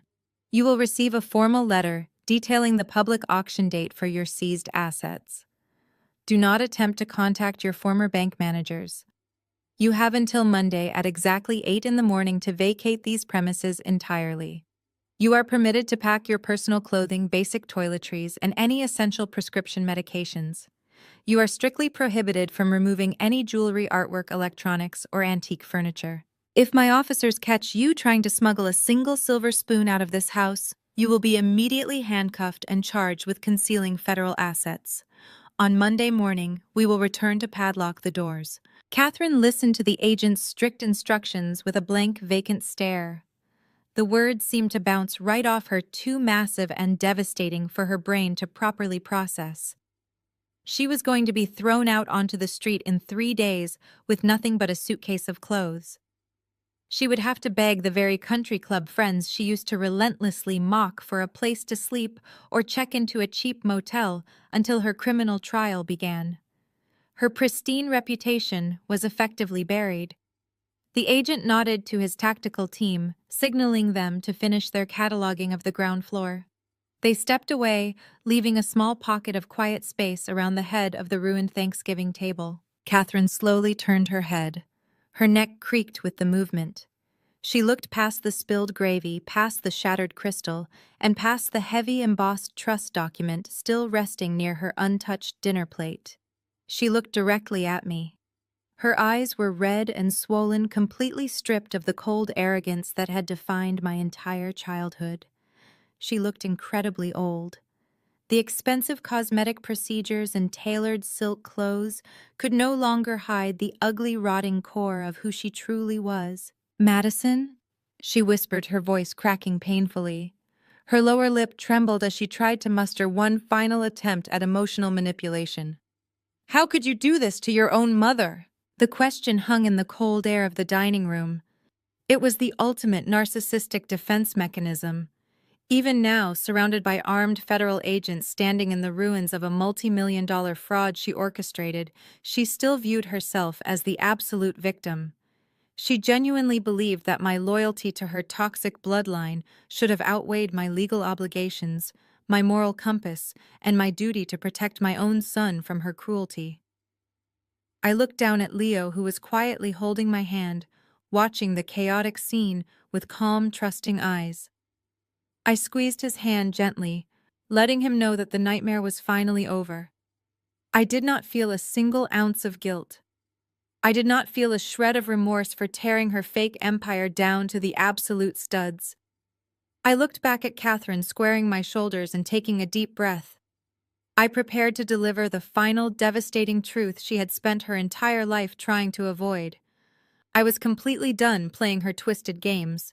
I was ready to end this toxic cycle permanently, leaving no room for any future doubts or manipulations. "You ask how I could do this to my own mother," I repeated, letting the word mother hang in the air like a toxic cloud. "You throw that word around as if it grants you absolute immunity from the consequences of your own monstrous actions. But sharing DNA does not automatically make you a mother, Katherine. A mother is someone who protects her children unconditionally. A mother is someone who nurtures, who sacrifices, and who builds a safe harbor against the storms of the world. You never did any of those things. You spent my entire life using me as a convenient scapegoat to deflect from your own personal failures. You treated me like a financial insurance policy, expecting me to quietly clean up your endless messes, while you showered Ashley with the affection and praise I was constantly starved of.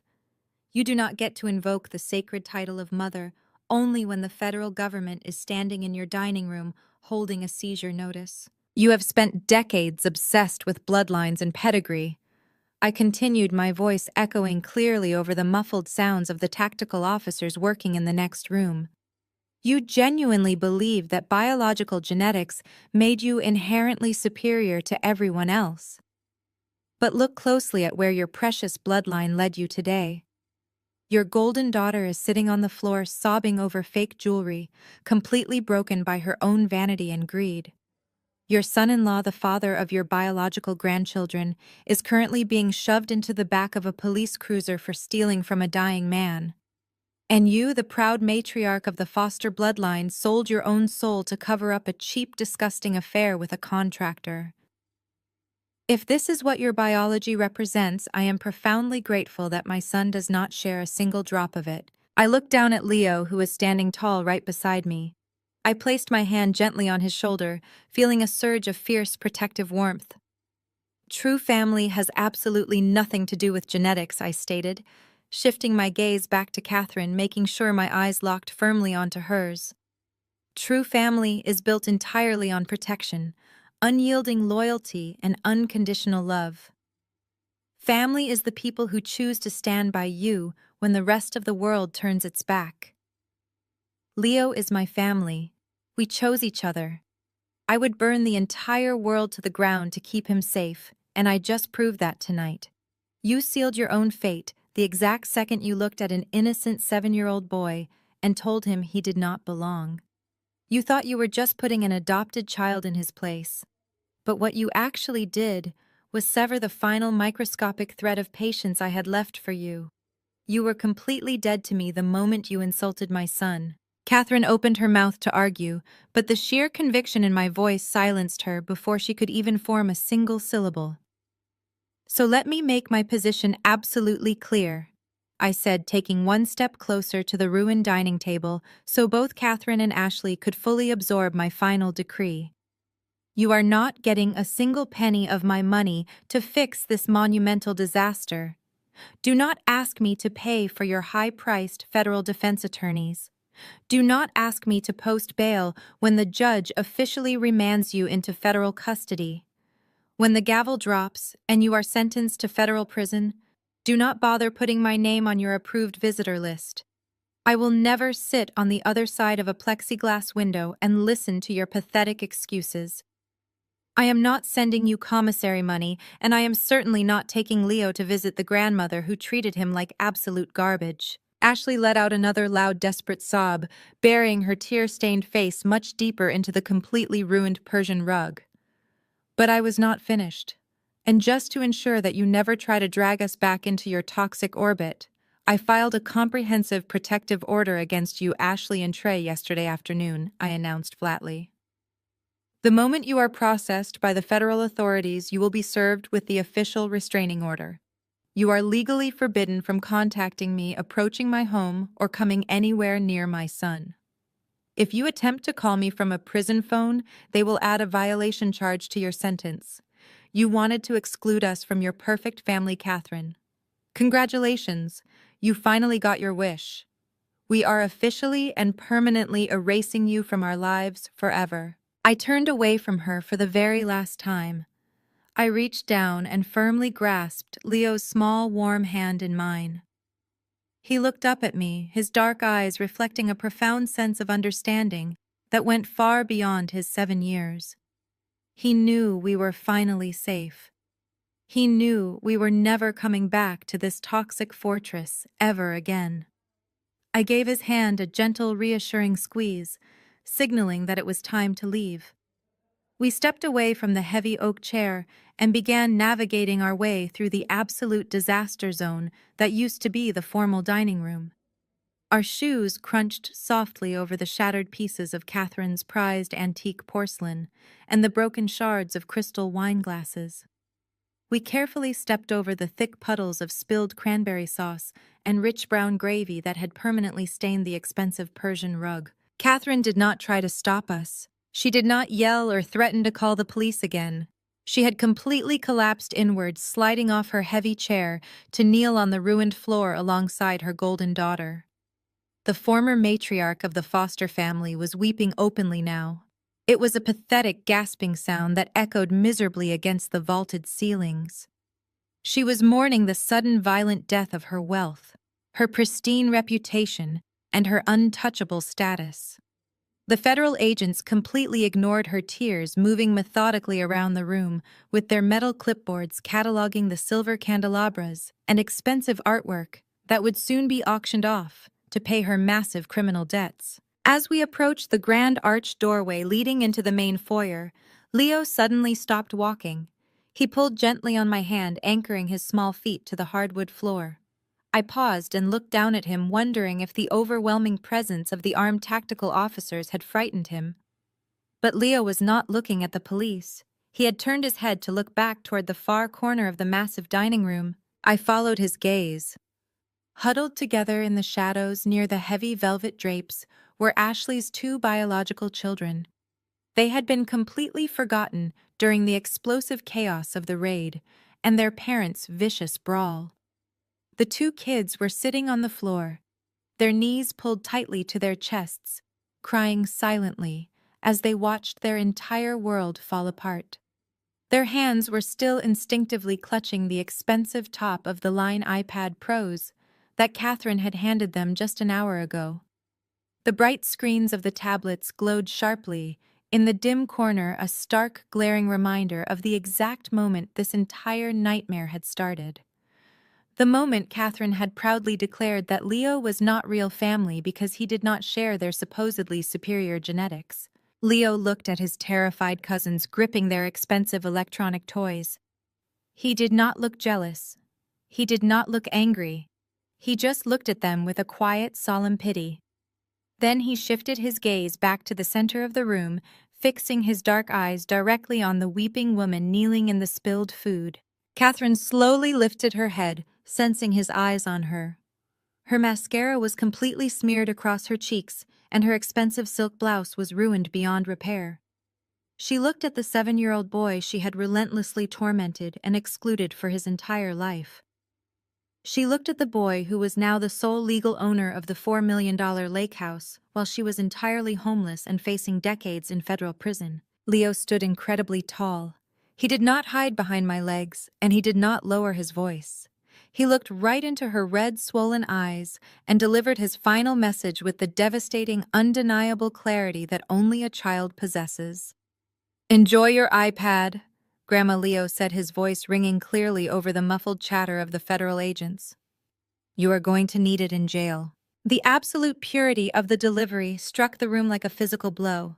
A junior federal agent standing near the doorway actually had to press his hand over his mouth to hide a sudden shocked smile. Ashley let out another miserable wail, burying her face in the floor. Katherine opened her mouth, her jaw trembling violently, but no words came out. She was completely paralyzed by the sheer, undeniable truth of his statement. The little boy she had dismissed as a worthless stray had just delivered the final crushing verdict on her entire miserable existence. Leo did not wait for a response. He simply turned his head, looked back up at me, and offered a small, bright smile. He tightened his grip on my hand and tugged me gently forward. I smiled back at him, my heart swelling with an overwhelming amount of pride. We stepped out of the ruined dining room, walking shoulder to shoulder through the grand foyer. We passed by the armed officers, guarding the entrance, leaving the weeping, broken remnants of the Foster family completely behind us forever.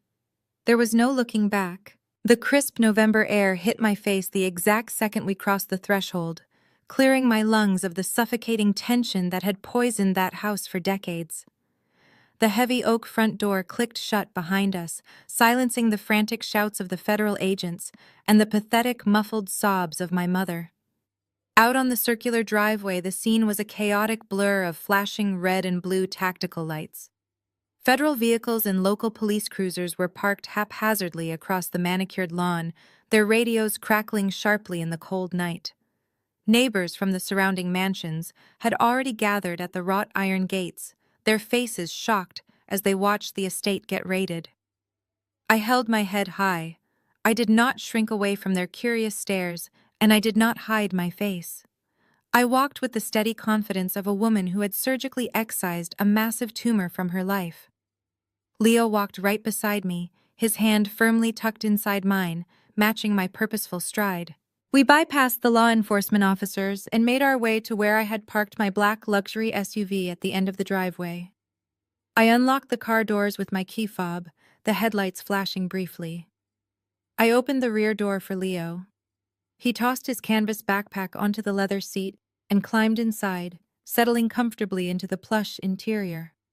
I leaned in and made sure his seatbelt was securely fastened, brushing a stray lock of hair out of his eyes. He gave me another one of those bright, completely unburdened smiles, the kind of smile a child only gives when they feel entirely safe. I smiled back, feeling a massive weight completely lift off my shoulders. I closed his door with a solid thud, cutting off the harsh noise of the police radios. I walked around to the driver's side, climbed into the heated seat, and pressed the ignition button. The powerful engine purred to life, a low, steady hum that sounded like pure freedom. I shifted the car into drive and then very slowly pulled away from the curb. As we rolled toward the open gates, I glanced up into the rearview mirror for one final fleeting moment. The massive stone mansion looked entirely different now. It was no longer a fortress of judgment or a symbol of toxic family supremacy. It was just a cold, empty building swarming with federal agents. By Monday morning, those grand doors would be padlocked, the bank accounts permanently frozen, and the family name synonymous with a humiliating criminal scandal. Katherine and Ashley were going to lose absolutely everything they valued, and Trey was going to spend the best years of his life locked inside a concrete federal cell. They had tried to destroy me and cast my son aside like garbage. But instead, they had handed me the exact tools I needed to orchestrate their absolute, irreversible downfall. I blinked, breaking my gaze from the mirror, and turned my eyes back to the dark road stretching out in front of me. We were not going back to my apartment in the city. We were heading straight toward Geneva, navigating the quiet, winding roads that led out to the water. We were going home. The $4 million lake house was waiting for us, completely free and clear of any liens, securely protected by an irrevocable trust that nobody could ever touch. I pictured the massive windows overlooking the calm, dark water, the heavy wooden dock where my father used to sit, and the echoing rooms that were now ours to fill. It was not just a piece of highly valuable real estate. It was a massive financial victory and an undeniable emotional triumph. It was the ultimate satisfying payoff for a lifetime of enduring their cruel, calculated abuse. My father had trusted me to protect Leo, and tonight I had honored that trust with absolute, ruthless precision. The heater blasted warm air through the vents as we cruised down the highway, leaving the city and all its toxic memories miles behind us. I felt an overwhelming sense of peace. We walked into the lion's den, faced down the worst kinds of greed, and walked out entirely victorious. Thank you so much for watching my story until the very end. If you have ever had to walk away from a toxic family to protect your own peace, please let me know your experience in the comments below. Do not forget to hit the like button and subscribe to the channel for more stories about overcoming betrayal and finding your true worth. Remember, the family you choose will always be stronger than the family that tries to break you. Stay strong, and I will see you in the next video.